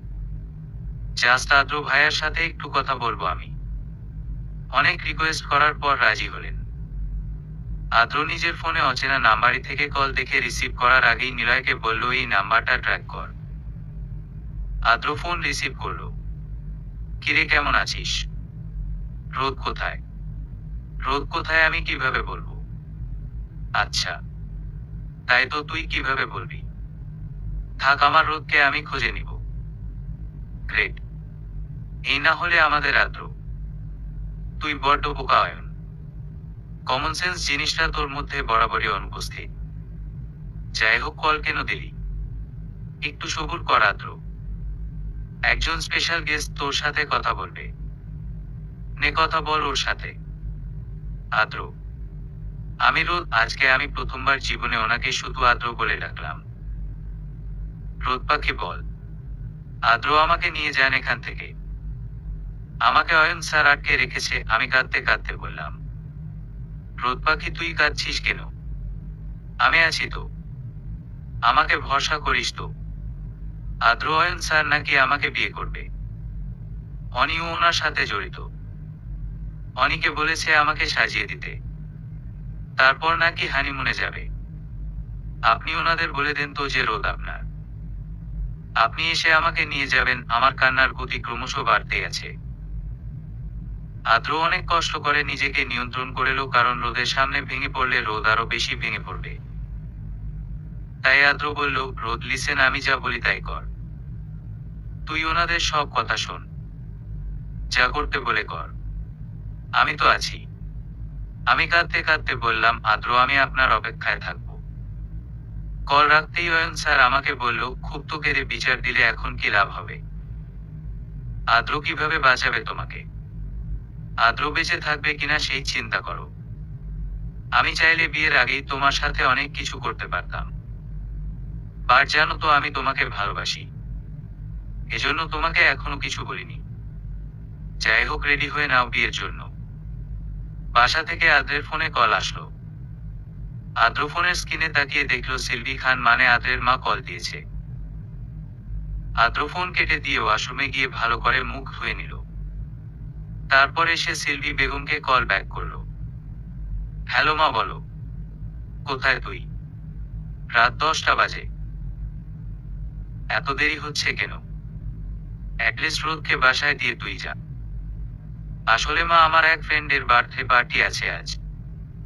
রোদকে ওখানেই নিয়ে এসেছি। তোমরা ঘুমিয়ে পড়ো। আচ্ছা, রোদকে দে, আমি ওর সাথে কথা বলবো। আর তোর কণ্ঠ এমন শোনাচ্ছে কেন? তুই ঠিক আছিস তো? হ্যাঁ মা, আমি ঠিক আছি। আসলে মা, রোদ আমার অন্য মেয়ে ফ্রেন্ডদের সাথে রেডি হতে গিয়েছে। ওর ফোনের চার্জ শেষ, তাই অফ হয়ে গিয়েছে। তোমরা ঘুমাও। আমি আছি তো। Good night. Okay, good night. আমি অনবরত কাঁদতেই আছি। অয়ন স্যার কয়েকবার আমাকে খাবার অফার করেছে, বাট আমি না করেছি। এখন আমি বুঝতেছি আদ্র ভাইয়া আমাকে কেন ওনার সাথে কথা বলতে না করেছিল। অনি রুমে প্রবেশ করলো। রোদ খাচ্ছ না যে? আমি আর চোখে তাকিয়ে বললাম, তো তোমার সমস্যা কি? আমার সমস্যা আছে। কোথায় তোমার আদ্র? আসলে কি বলো তো, আদ্র তোমাকে ভালোবাসে না। ওর সাথে আমার লেভেল মিলে। ও তাই? তো ও আসতেছে, আমি 100% শিওর। আসার পর ওকে সামলাতে পারবে তো? আদ্র ফোন দিতেই এক ফোর্স পুলিশ হাজির। কেন এত তাড়াতাড়ি পুলিশ আসলো, আর আদ্রর সাথে কি সম্পর্ক সেটা না হয় পরেই বলি। আদ্র ভিতরে প্রবেশ করলো। আদ্র ভিতরে প্রবেশ করতেই অয়ন আদ্রের দিকে গান তাক করলো আর বলল, ওয়েলকাম মিস্টার আদ্র চৌধুরী। তোর জন্যই অপেক্ষা করছিলাম। আদ্র হাত উঁচু করে দাঁড়ালো। সাথে সাথে অনি অয়নের কপালে গান ধরলো আর বলল, হ্যান্ডস আপ। অনি এমন করবে এটা অয়নের চিন্তারও বাহিরে। আদ্র হাসতে হাসতে বলল, তো অয়ন হেরো গেলি তো। আসলে কি বলতো, তুই ব্রেনলেস। অনে আমার কথায় তোর সাথে মিলেছি। ওই ইতিহাস না হয় তোকে পরেই বলি। এরেস্ট হিম অফিসার। আদ্র গিয়ে খুঁজতে খুঁজতে রোদের রুম খুঁজে পেল। রোদের রুমের দরজা খুলতেই রোদ আদ্রকে দেখে এসে জড়িয়ে ধরলো আর কাঁদতে লাগলো। আদ্র রোদের মাথায় হাত দিয়ে বলল, রোদ পাখি, কুল পিচ্ছি। রোদের কান্না বাড়তেই থাকলো। রোদ কান্না করতে করতে বলল, এত দেরি করলেন কেন আপনি? জানেন, আমি নিজের থেকেও বেশি আপনাকে নিয়ে ভয় পাচ্ছিলাম। যদি আপনার কিছু হয়ে যেত। আদ্র হেসে বলল, আমার কিছু হলে কি হতো? আর একবার আদ্র বলে ডাক দিবি রোদ পাখি, ঠিক যেভাবে ফোন কলে দিয়েছিলি। রোদ বলল, আপনি মরলে রোদ নামে মেয়েটার অস্তিত্ব থাকতো। রোদ নামে মেয়েটা বিলীন হয়ে যেত। আর আপনার নাম ধরে ডাকা সম্ভব না। তখন ভয় পেয়েছিলাম অনেক, তাই ডেকেছিলাম। আদ্র বলল, এখন এভাবে ডাক শোনার জন্য কি তোকে আবার ভয় দেখাতে হবে? আর তখনই ভয় কেন পাবি? আমার উপর বিশ্বাস নেই তোর? আমি জানতাম ওই দিন এমন কিছু একটা হবে। এজন্যই তোকে পার্কিং জোনের সামনে দাঁড়াতে বলেছিলাম। কিন্তু কে শুনে কার কথা? যাই হোক, চল বাসায় চল। আমাকে নিয়ে আদ্র ভাইয়া আমাকে নিয়ে বের হলো বাসায় যাওয়ার উদ্দেশ্যে। ভোর হয়ে এসেছে। ভোরের আকাশটা খুব সুন্দর। এই সময় প্রকৃতি এক অপার সৌন্দর্য বিচরণ করে। ঘুমন্ত শহর পুনরায় জেগে উঠেছে। পূর্বের সূর্য লাল লালাবা। হালকা মিহি ঠান্ডা বাতাসের এক অন্যরকম অনুভূতি। নীল আকাশের ধোঁয়াশা সাদা শুভ্র মেঘগুলো পেতে বড্ড লোভ হচ্ছে আমার। আদ্র ভাইয়া আপন মনে ড্রাইভ করছে। পিছনে নিলয় ভাইয়া বসা। সবার মধ্যে নীরবতা। আদ্র ভাইয়া গলা ঝেড়ে বলল, নিলয় অফিসে গিয়ে তুই অয়নের ব্যাপার নিয়ে বসবি। আমি রোদকে বাসায় নামিয়ে আসতেছি। তারপর নিলয় ভাইয়াকে নামিয়ে দিয়ে সামনে এক সাইডে গাড়ি থামালো। আর আমাকে বলল, গাড়ি থেকে নাম। আমি অবাক হয়ে জিজ্ঞেস করলাম, কেন? আদ্র ভাইয়া বলল, আমি নামতে বলেছি তাই। আমি চুপচাপ নামলাম। কারণ আমি জানি যে আমি কথা বাড়ালে এই ছেলেও কথা বাড়াবে। আমি নামার সাথে সাথে আদ্র ভাইয়াও গাড়ি থেকে নামলো আর আমার হাত ধরে টেনে একটা রেস্টুরেন্টের ভিতর নিয়ে গেল। আমি হা হয়ে জিজ্ঞেস করলাম, এখানে কেন নিয়ে আসলেন? আদ্র ভাইয়া বলল, ঘুরতে। রেস্টুরেন্টে সবাই ঘুরতে আসে, জানিস না? আমি কপাল কুঁচকে বললাম, কি? আদ্র ভাইয়া উত্তর দিল, বেশি কথা না বলে কি খাবি অর্ডার দে। গতকাল থেকে তোর ঠিকমতো খাওয়া দাওয়া নেই। আমি এক আকাশ সমান মুগ্ধতা নিয়ে ওনার দিকে তাকিয়ে জিজ্ঞেস করলাম, আপনি সবকিছু কিভাবে খেয়াল রাখেন? আমার ক্ষুধা লেগেছে আপনি কি করে বুঝলেন? আদ্র ভাইয়া টিস্যু দিয়ে আমার কপালের বিন্দু বিন্দু ঘামগুলো মুছে দিয়ে বলল, রোদ পাখি, তুই বড্ড বেশি কথা বলিস। Please stop. খাবার অর্ডার দে। তোর খাওয়া মানেই 1 ঘন্টা। আমি এতক্ষণ ওয়েট করতে পারবো না, কাজ আছে আমার। 10 মিনিটের বেশি দেরি করবি খেতে, আমি সোজা গাড়ি নিয়ে তোকে রেখে চলে যাব। আমি আপন মনে খাওয়া দাওয়ার করছি। এর মাঝে আমি ওনাকে জিজ্ঞেস করলাম, আচ্ছা আপনি কি জানতেন আমি কিডন্যাপ হব? আদ্র ভাইয়া হেসে বলল, এমন কিছু হতে পারে আমি জানতাম। এজন্যই তোকে সামনের দিকটায় যেখানে লোকজন বেশি সেখানে থাকতে বলেছিলাম। আমি আবার বললাম, আপনি কিভাবে জানলেন আমি ওখানে? আর অনেক কেন পল্টি মারলো লাস্টে? আদ্র ভাইয়া আমার মাথায় টোকা দিয়ে বলল, তোর এই ছোট মাথায় এত কিছু ঢুকবে না। তারপর আদ্র ভাইয়া কিছুটা সিরিয়াস হয়ে আমাকে জিজ্ঞেস করলো, আচ্ছা রোদ পাখি, আমি যদি তোর থেকে কখনো দূরে সরে যাই তুই কি নিজেকে সামলাতে পারবি? আমি খাওয়া বন্ধ করে জিজ্ঞেস করলাম, মানে? আদ্র ভাইয়া হেসে বলল, মানে যদি কখনো তোকে না জানিয়ে আমি তোর থেকে দূরে সরে যাই তাহলে? আমি রাগান্বিত হয়ে বললাম, চিনেন আমি কে? আদ্র ভাইয়া গালে হাত দিয়ে বলল, না তো। আপনিই না হয় বলুন ম্যাম, আপনি কে? আমি বললাম, চৌধুরী বাড়ির একমাত্র বউ আমি, মানে ভবিষ্যৎ বউ আর কি। একদম দূরে সরার চিন্তা করলে হাত পা ভেঙে ঘরে বসিয়ে রাখবো। আদ্র ভাইয়া ফিক করে হেসে দিল। তারপর আমার মাথায় হাত রেখে বলল, শোন পিচ্ছি, যদি কখনো তোকে না বলে তোর থেকে দূরে সরে যায় ভেবে নিবি তোর ভালোর জন্যই সরে গিয়েছি। ভেঙে পড়বি না একদম। সব সময় নিজের জন্য বাঁচবি। আমি চাই তুই তোর লক্ষ্যে পূরণ কর। আমি থাকি বা না থাকি নিজের লক্ষ্যে যাবি। এটাই আমার চাওয়া তোর কাছে। আর স্ট্রং থাকবি সবার সামনে। নিজের দুর্বলতা কাউকে বুঝতে দিবি না। আদ্র ভাইয়া এবার কিন্তু অতিরিক্ত হচ্ছে। ফাজলামোর একটা লিমিট থাকে। আদ্র ভাইয়া হেসে বলল, আচ্ছা বাদ দে, তাড়াতাড়ি খাওয়া শেষ কর। আমাকে বাসায় নামিয়ে দিয়ে আদ্র ভাইয়া চলে গেল। সোজা চলে গেল অফিসে, যেখানে অয়নকে রাখা হয়েছে। গিয়ে দুজন চেয়ার নিয়ে মুখোমুখি বসলো।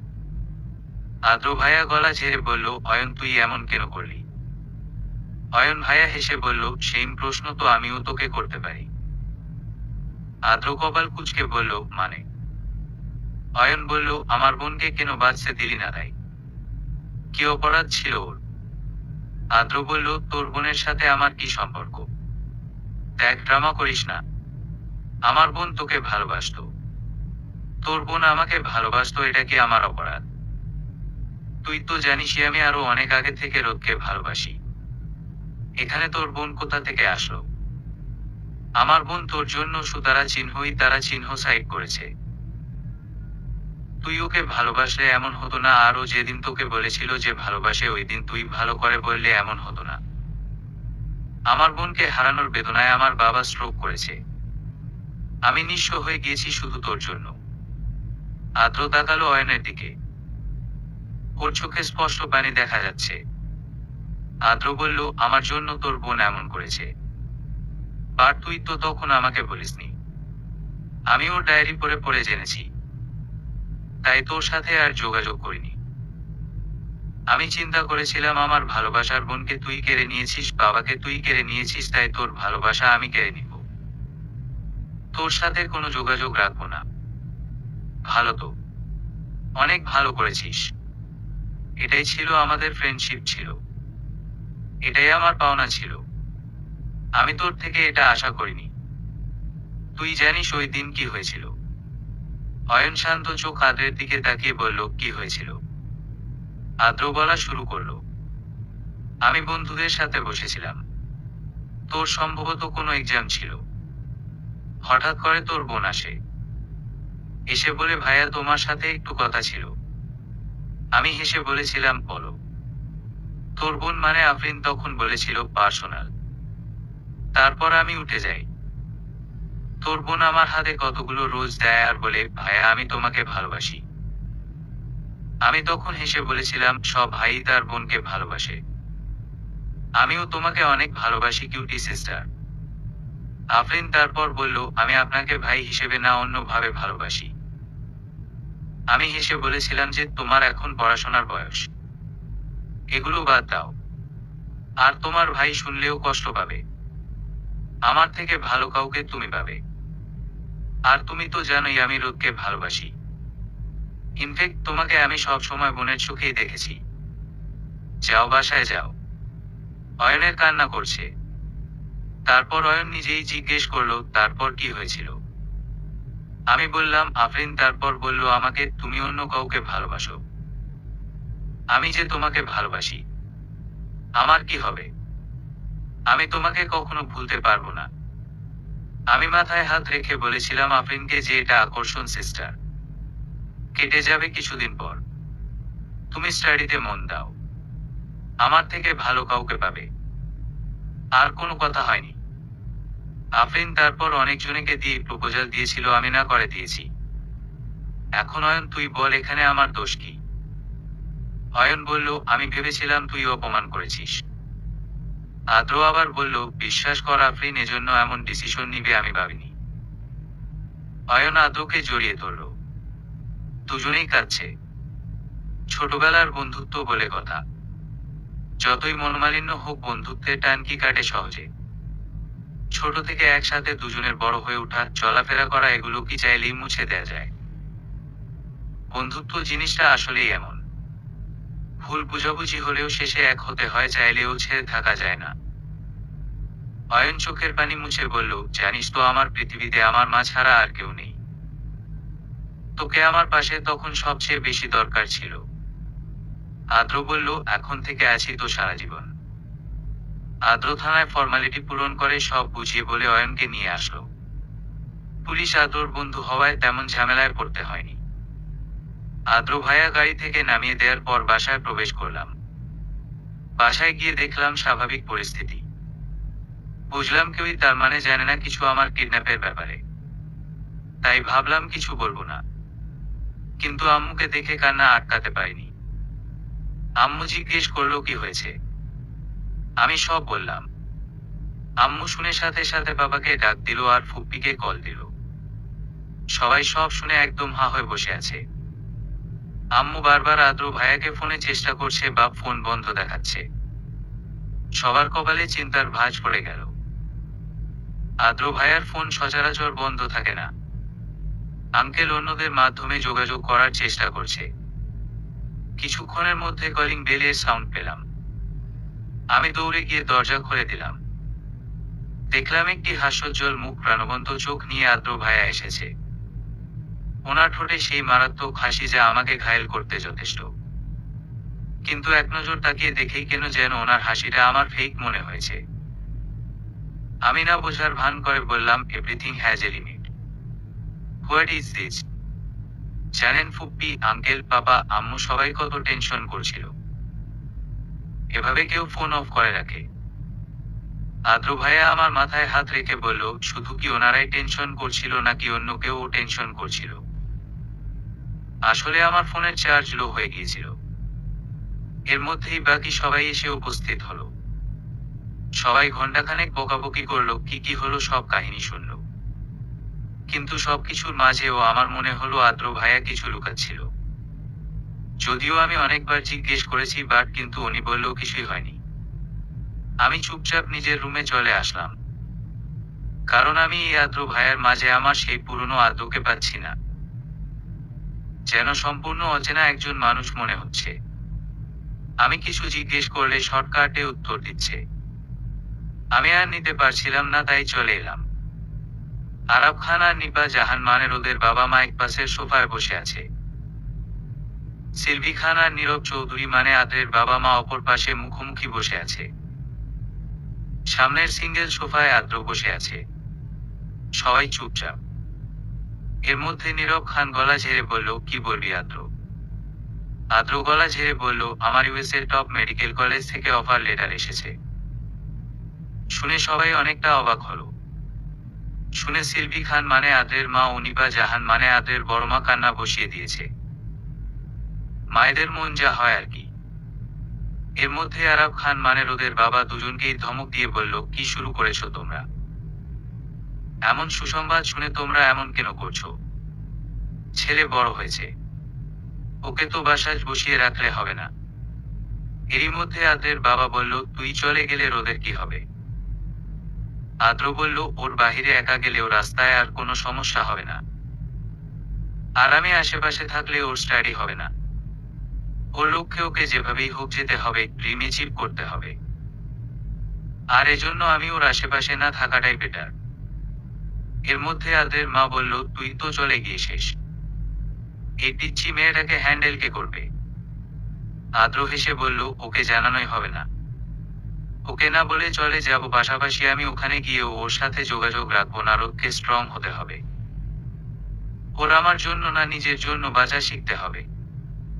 তোমরা জাস্ট আমার কথা জিজ্ঞেস করলে পরে বলবে যে আমি এব্রোডে আছি স্টাডির জন্য। আমি চাই না যে রোদ আমার উপর নির্ভরশীল হয়ে বাঁচুক। আমি চাই ও আমাকে ছাড়া বাঁচতে শিখুক। এরই মধ্যে প্রায় 20 দিন চলে গিয়েছে।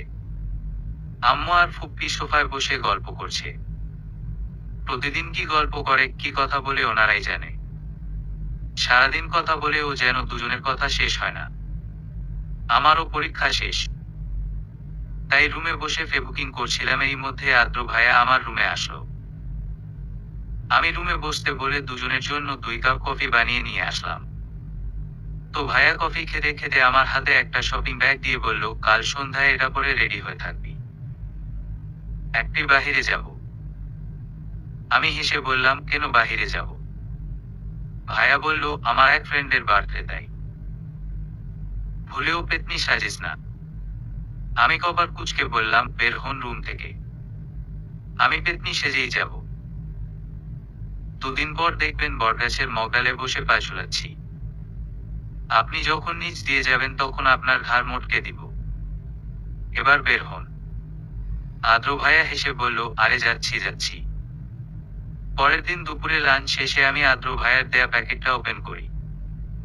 ভিতরে একটা বক্স ওপেন করে দেখলাম নীল কালারের একটা শাড়ি। এত সুন্দর শাড়িটা কি বলবো।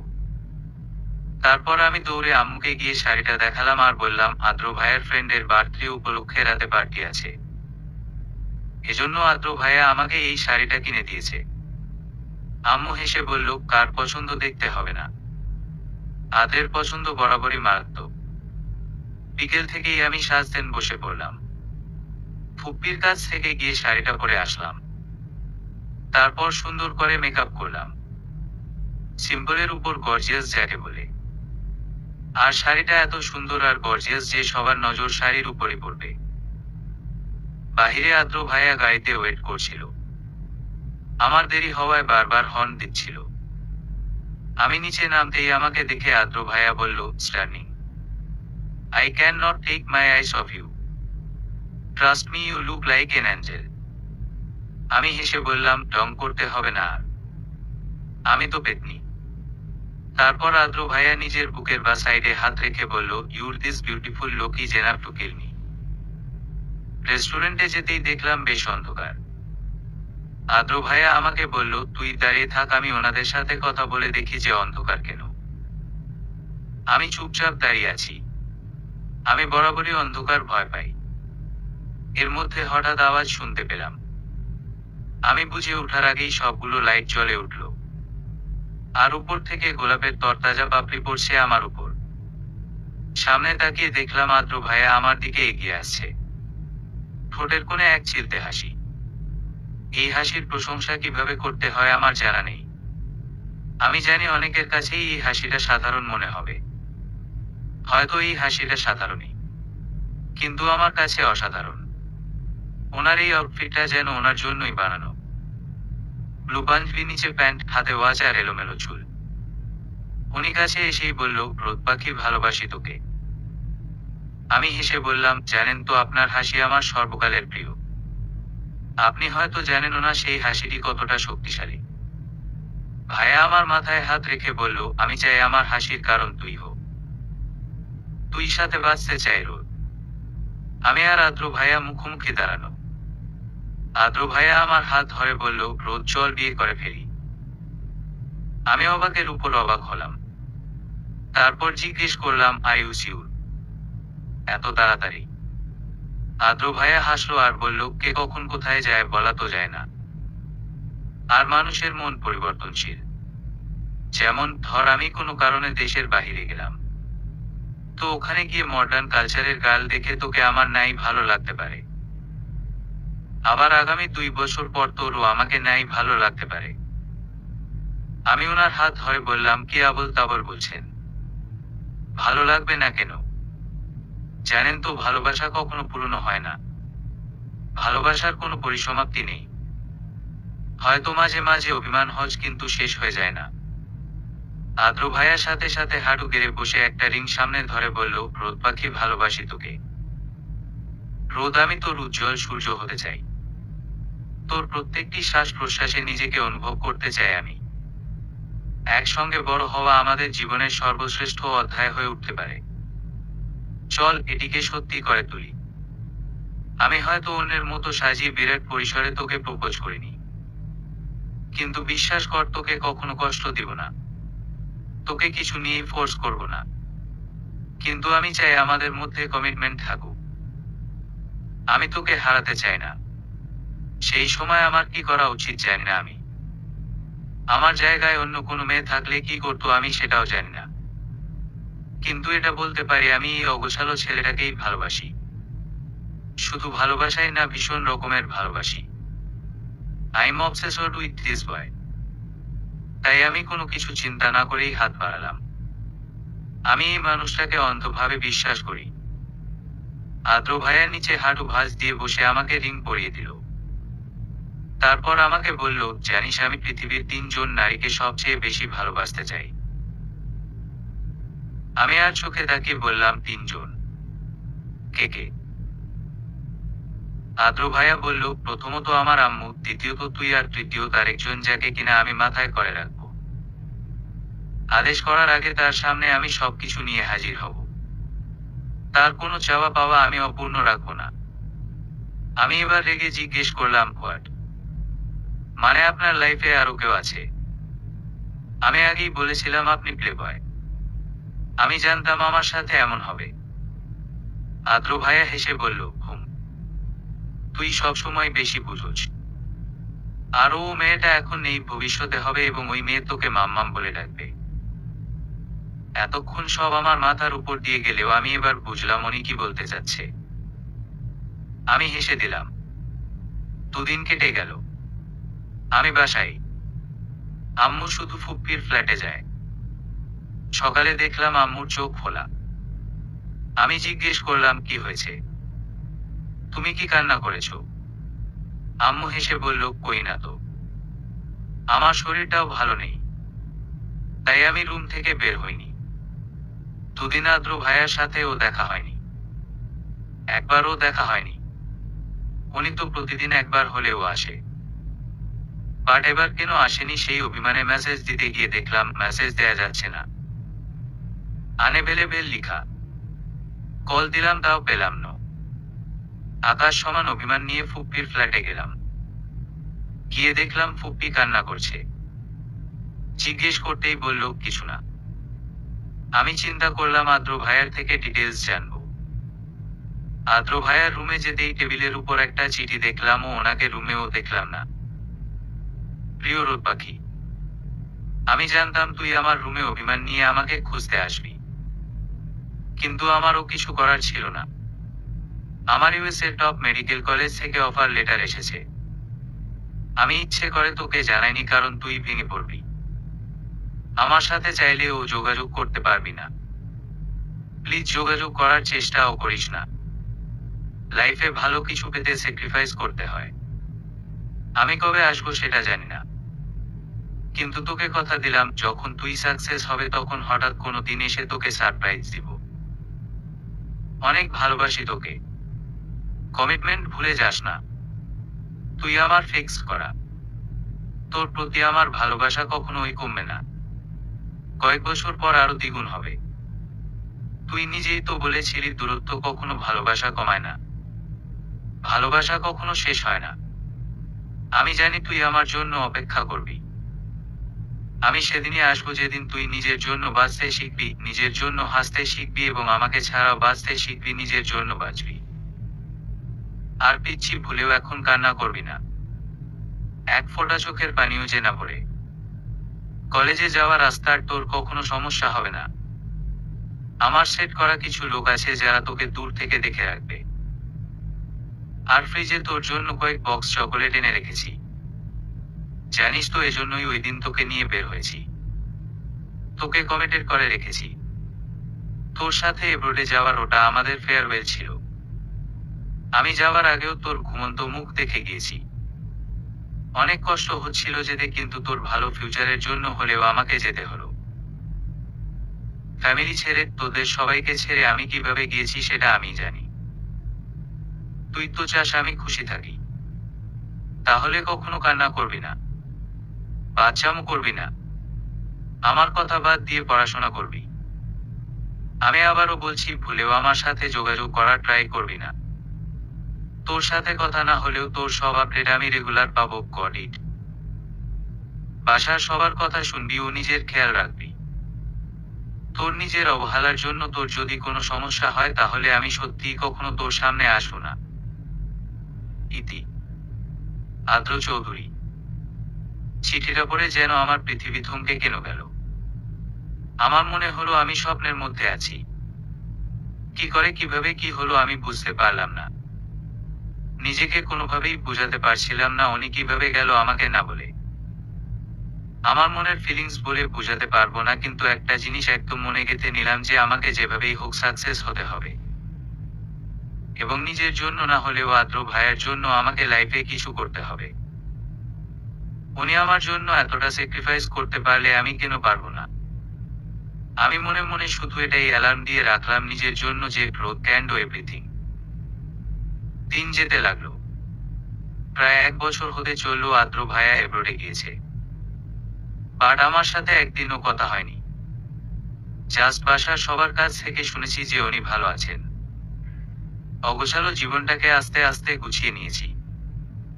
পড়াশোনায় মনোযোগী হয়েছি। আলহামদুলিল্লাহ, রেজাল্ট আস্তে আস্তে ভালো হচ্ছে। আমি নিজেকে প্রমিস করেছি যে আদ্র ভাইয়ার ওয়াইফ হওয়ার মতো যোগ্যতা আমাকে অর্জন করতে হবে। আদ্র ভাইয়াকে ছাড়াই এখন আমি বাঁচতে শিখেছি। সবার সামনে নিজেকে হাসি খুশি প্রকাশ করলেও রাতে ঘুমাতে গেলে নিজের আবেগ কন্ট্রোল করতে পারি না। আদ্র ভাইয়ার কথা মনে হয়। প্রতিদিন রাতে ওনার হোয়াটসঅ্যাপ মেসেঞ্জার একবার করে চেক করি। জানি ব্লক করা, তারপরও যদি আনব্লক করে সেই চিন্তা করে। মাঝে মাঝে মাথায় এই চিন্তাও আসে, এভাবে কথা না বলতে বলতে যদি দূরত্ব বেড়ে যায়, ওনার যদি অন্য কাউকে ভালো লাগা শুরু হয়, উনি অন্য কাউকে আমার জায়গাটা দিয়ে দিলে আমি কিভাবে মেনে নিব সেটা। আবার মনে হয় আচ্ছা উনি কি আমি যেমন ওনার কথা প্রতিদিন চিন্তা করি সেমভাবে প্রতিদিন আমাকে নিয়ে ভাবে। আর এই তো এভাবেই দিন যেতে লাগলো। অয়ন ভাইয়ার সাথে মাঝে মাঝে দেখা হয়। উনি আপুকে নাকি ভালোবাসেন। আমি সাজেস্ট করলাম প্রপোজ করে ফেলুন, নয়তো হারিয়ে ফেলতে হবে। সময় প্রবাহমান, নিজের গতিতে চলতেই থাকে। মানুষও সেই সময়ের সাথে ভেসে যায় এক ঘাট থেকে অন্য ঘাটে। পিছনে ফেলে যায় কিছু সুখ দুঃখ বিজড়িত মুহূর্ত। প্রতিদিন আমাদের এই বেঁচে থাকার লড়াই প্রকৃতির সাথে, সমাজের সাথে, পাওয়া না পাওয়া আর মিথ্যা ও সমঝোতার সাথে। যে মানুষ এই বহুরূপী লড়াইয়ের কাছে পরাজয় মেনে নেয় সেই হেরে যায়। হেরে যায় জীবনের কাছে, হেরে যায় নিজের কাছে। নদীর স্রোতকে যেমন নিয়ন্ত্রণ করা যায় না, প্রবাহমান জীবনের গতিকেও তেমনই নিয়ন্ত্রণ করা যায় না। নিজেকে সেই গতিতে মানিয়ে নেয়ার নামই বেঁচে থাকা। আমি এখন ভার্সিটিতে পড়ি। অ্যাডমিশন টেস্টে ঢাবিতে র্যাঙ্কিংয়ে তৃতীয় হয়ে ভর্তি হয়েছি। আজকে আমার বার্থডে। আমার এবারের বার্থডে থিম হলো হোয়াইট। আমি হোয়াইট একটা গাউন পরে নিলাম। নো মেকআপ লুক করা হয়েছে আমার ফেসে।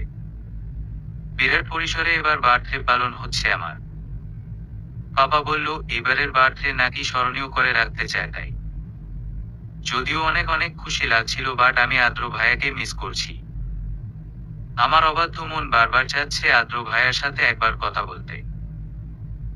তাই সমস্ত লজ্জাকে এই সাইডে রেখে ফুপ্পিকে বললাম তোমার ছেলেকে ফোন দাও, কথা বলবো। ফুপ্পিও ফোন দিল। এত সহজে ফোন দিয়ে দিবে আমার চিন্তার বাহিরে। ফোনটা আমার কানে দিয়ে ফুপ্পি চলে গেল। হ্যালো আম্মু বলো। আদ্র ভাইয়া ফোনের ওপাশ থেকে বলল। সেই পরিচিত কণ্ঠ, সেই নেশাক্ত কণ্ঠ। আমি নিজেকে নিয়ন্ত্রণ করতে পারলাম না। কান্না করে দিলাম নিঃশব্দে। হ্যালো আম্মু, কথা বলছো না কেন? আমি অনেক কষ্টে কান্না বন্ধ করে বললাম আদ্র ভাইয়া আমি রোদ। ওহ রোদ বল। কিন্তু আমি অবাক হলাম যে উনি একবারও জিজ্ঞেস করলো না যে কেমন আছি। আর আমার বার্থডে তো উনি কখনোই ভুলে না।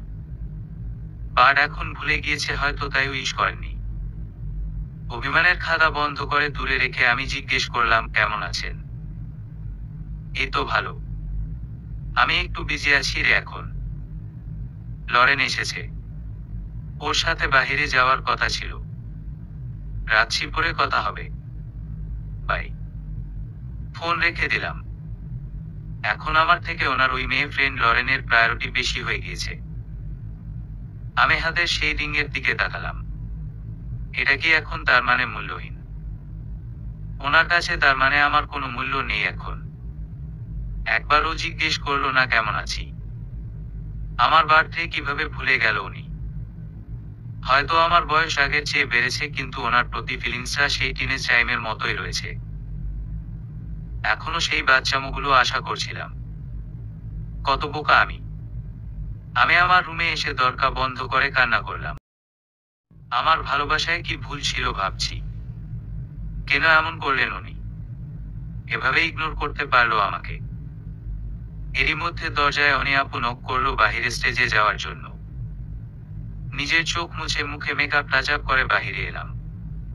প্রচুর গেস্ট সামনে বসা। সবার ফোকাস এখন আমার দিকে। প্রচুর লাইট দিয়ে চারপাশ আলোকিত। আমাকে দেখে আম্মু বলল রোদ কি হয়েছে তোর? চোখ লাল কেন? আমি ছোট করে বললাম না আম্মু, কিছু হয়নি। ফুপ্পি কপালে হাত দিয়ে বলল জ্বর এসেছি নাকি আবার? অল রাইট রোদ। আমি ফেক হেসে বললাম ইয়া অল রাইট। চলো স্টেজে চলো। আমি স্টেজে গিয়ে বসলাম। কিসের বার্থডে পালন করব আমি, যেখানে আমার মনে শান্তি নেই? আসলেই বাবা ঠিকই বলেছিলেন যে এবারের বার্থডে স্মরণীয় হয়ে থাকবে। চারদিকে সাদা রঙের ছড়াছড়ি। সাদা মানেই পিস অর্থাৎ শান্তি। কিন্তু আফসোস আমার মনেই শান্তি নেই। এরই মধ্যে বাবা আমার কাঁধে এক হাত রেখে মাইক্রোফোন হাতে নিয়ে বলল, "Hey ladies and gentlemen, good evening. Welcome to the party. I am very happy that you all accepted my invitation. Hope you all enjoy my princess birthday party today. Today I want to share something with you. Today is my only daughter's birthday. Look how much my daughter has grown up a lot. It still seems as if she was born in the hospital that day. It still seems that she learned to walk a few days ago. But now my daughter has become a young woman. I want to announce today that আজকেই আমি ওদের engagement programme করে ফেলতে চাই।" বাবার এই কথা শুনে আমার মাথায় আকাশ ভেঙে পড়ল। আমি তো এই ব্যাপারে কিছুই জানি না। আর বাসায় আদ্র ভাইয়া আর আমার কথাও জানে না। আর আমি আজকে সবার সামনে কিভাবে বাবাকে জানাবো আমি আদ্র ভাইয়াকে ভালোবাসি, যেখানে আদ্র ভাইয়া আমাকে কোনো পাত্তাই দেয় না। আর চিনি না জানি না, হুট করে বললেই হলো নাকি? আমাকে আগে অন্তত বলবে তো এই কথা। আমি সবার সামনে ক্লোজ আপ স্মাইল দিয়ে আস্তে আস্তে বাবাকে বললাম, "কি বলছো তুমি? তোমার মাথা ঠিক আছে?" বাবা হেসে বলল, "রোদ, এটাই তোমার গিফট আমাদের পক্ষ থেকে। আমাদের পছন্দই তো তোমার পছন্দ।" আমি বললাম, "everything has a limit. What is this?" বাবা আমাকে কিছুই বলল না। আমার চোখের পানি যেন বাধাই মানছে না। এক নিমিষেই যেন জীবনটা উল্টো পাল্টে হয়ে গেল। আমি কি করব এখন? ফ্যামিলির প্রেস্টিজের কথা চিন্তা করে রিয়েক্টও করতে পারছি না। আম্মু এদিকে না আর থাকলেই বা আমি সবার সামনে কিভাবে বলতাম? পুরো পৃথিবীর কাছে আমার নিজেকে সবচেয়ে অসহায় মনে হলো। আমি চুপচাপ বসে রইলাম। অয়ন ভাইয়া মাইক্রোফোন হাতে নিয়ে সবাইকে উদ্দেশ্য করে বলল, "let's welcome our main guest, যার সাথে ওদের এনগেজমেন্ট আজকে।" সবাই হাত তালি দিচ্ছে। আমি অধীর আগ্রহ নিয়ে বসে আছি দেখার জন্য কে আমার কপাল পুড়তে এসেছে। এক কালো প্রাইভেট কার প্রবেশ করলো। দেখেই বোঝা যাচ্ছে দামি কোনো ব্যান্ডে। কারের ডোর ওপেন করে এক তরুণ ভিতর থেকে বেরিয়ে এলো। সাদা শার্ট, কালো ব্লেজার, কালো প্যান্ট, কালো সুজুতো। হাতে চেইন দেয়া ওয়াচ যেটা চকচক করছে। কিন্তু আমি সারপ্রাইজ। আদ্র ভাই, আপনি? তোকাকে আশা করছিলি পিচ্ছি? অন্য কারো আসার কথা ছিল নাকি? আমাকে রেখে অন্য কাউকে বিয়ে করে নিবি? সাহস তো কম না তোর, আদ্র ভাইয়া বলল। আমি ওনাকে জড়িয়ে ধরলাম। চোখের পানি যেন বাধাই মানছে না। সেই পুরনো কথার ধরন, সেই মারাত্মক সুন্দর হাসি, মানে সব সেই আগের মতোই যেন আছে। আদ্র ভাইয়া আমার মাথায় হাত বুলিয়ে বলল, "ছাড় এবার। সবাই দেখছে তো। তোর কান্না না হয় আমি আজ সারা রাত একা বসে বসে দেখব। এখন কথা বলতে দে।" আমি তৎক্ষণাৎ ছেড়ে দিলাম। নিজেকে বিশ্ব সেরা নির্লজ্জ মনে হলো। আদ্র ভাইয়া ফুপ্পি ও আঙ্কেলকে গিয়ে জড়িয়ে ধরল। ফুপ্পি কান্না করতেই আছে। কত বছর পর ছেলেকে নিজের কাছে পেল একজন মা। আদ্র ভাইয়ার চোখ লাল হয়ে গিয়েছে। মনে হচ্ছে এই এখনই যেন সকল বাঁধ ভেঙে চোখের পানি গড়িয়ে পড়বে। বেঁচে থাকুক মা, ছেলের ভালোবাসা সারা জীবন। তারপর আদ্র ভাইয়া বাবার সাথে কুশল বিনিময় করে আমার আম্মুকে গিয়ে জড়িয়ে ধরে বলল, "বড় আম্মু, আই মিস ইউ এ লট।" আম্মুকেও কান্না করছে। চারদিকের পরিবেশ যেন মুহূর্তেই পাল্টে গেল। ঠিক এই সময় আয়ন ভাইয়া মাইক্রোফোন হাতে নিয়ে বলল, "আদ্র, স্টপ ইট ইয়ার। এটা কোনো মরা বাড়ি না।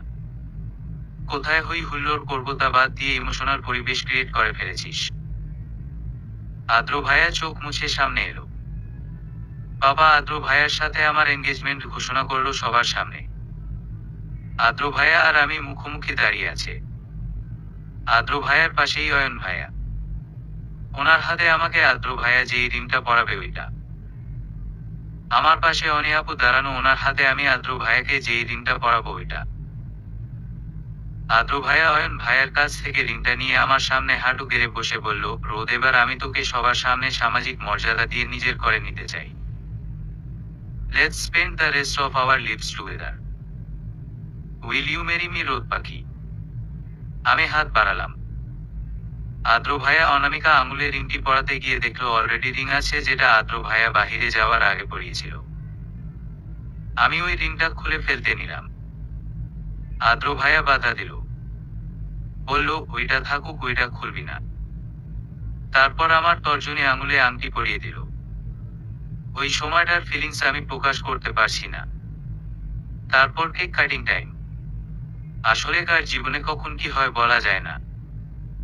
মানুষ ভাবে একটা, হয় একটা। এটাই জীবন। তারপর বড়রা সবাই চলে গেল। সব কাজিনরা এবার আদ্র ভাইয়াকে ধরেছে গান গাওয়ার জন্য। সবার রিকোয়েস্টে আদ্র ভাইয়া একটা গান গাইল। ওনার গানের গলা নাকি মারাত্মক, বাট আমি জানি না এটা। আদ্র ভাইয়া অয়ন ভাইয়ার কাছ থেকে গিটার নিয়ে বসে গান শুরু করলো। রাতে অনুষ্ঠান শেষে বাসায় আসতে আসতে অনেকটাই দেরি হলো। ক্লান্ত শরীর নিয়ে সবাই সবার রুমে ঘুমাতে চলে আসলাম। হঠাৎ ফোনে দেখি মেসেজের নোটিফিকেশন। হাতে নিয়ে দেখলাম আদ্র ভাইয়ের মেসেজ। রোদ পাখি, আমি ছাদে অপেক্ষা করছি, যদি ইচ্ছে হয় চলে আসতে পারিস। আমি হেসে রিপ্লাই দিলাম, my dear doctor future husband, আমি উড়ে উড়ে চলে আসছি। Just wait. আসলে আমরা হয়তো বয়সে বড় হয়েছি, কিন্তু সম্পর্কটা ঠিক সেই আগের জায়গায় রয়েছি। সেই বাচ্চামো, সেই খুনসুটি। আসলে সম্পর্ক কখনো বয়স মানে না। সত্যি ভালোবাসা থাকলে বৃদ্ধ বয়সেও ভালোবাসাটা সেই আগের মতোই থাকে। আমিও ওনার কথা মতো ছাদের উদ্দেশ্যে রওনা হলাম। শীতের রাত। শহরের শীত তেমন বোঝা না গেলেও কিছুটা কুয়াশা থাকে রাতে। আমি একটা চাদর পেঁচিয়ে নিলাম। আমার রুমে সবসময় কফির সব জিনিসপত্র, কেটলি থেকে শুরু করে সব থাকে। তাই 2 মগ কফি সাথে নিচে চুপি চুপি ছাদের উদ্দেশ্যে বের হলাম। রাতের ঘুমন্ত শহর আসলেই অনেক সুন্দর। নীরব নিস্তব্ধ পরিবেশ। এসে দেখলাম আদ্র ভাইয়া দোলনায় বসে আছে। ওনাকে দেখেই বোঝা যাচ্ছে উনি ক্লান্ত।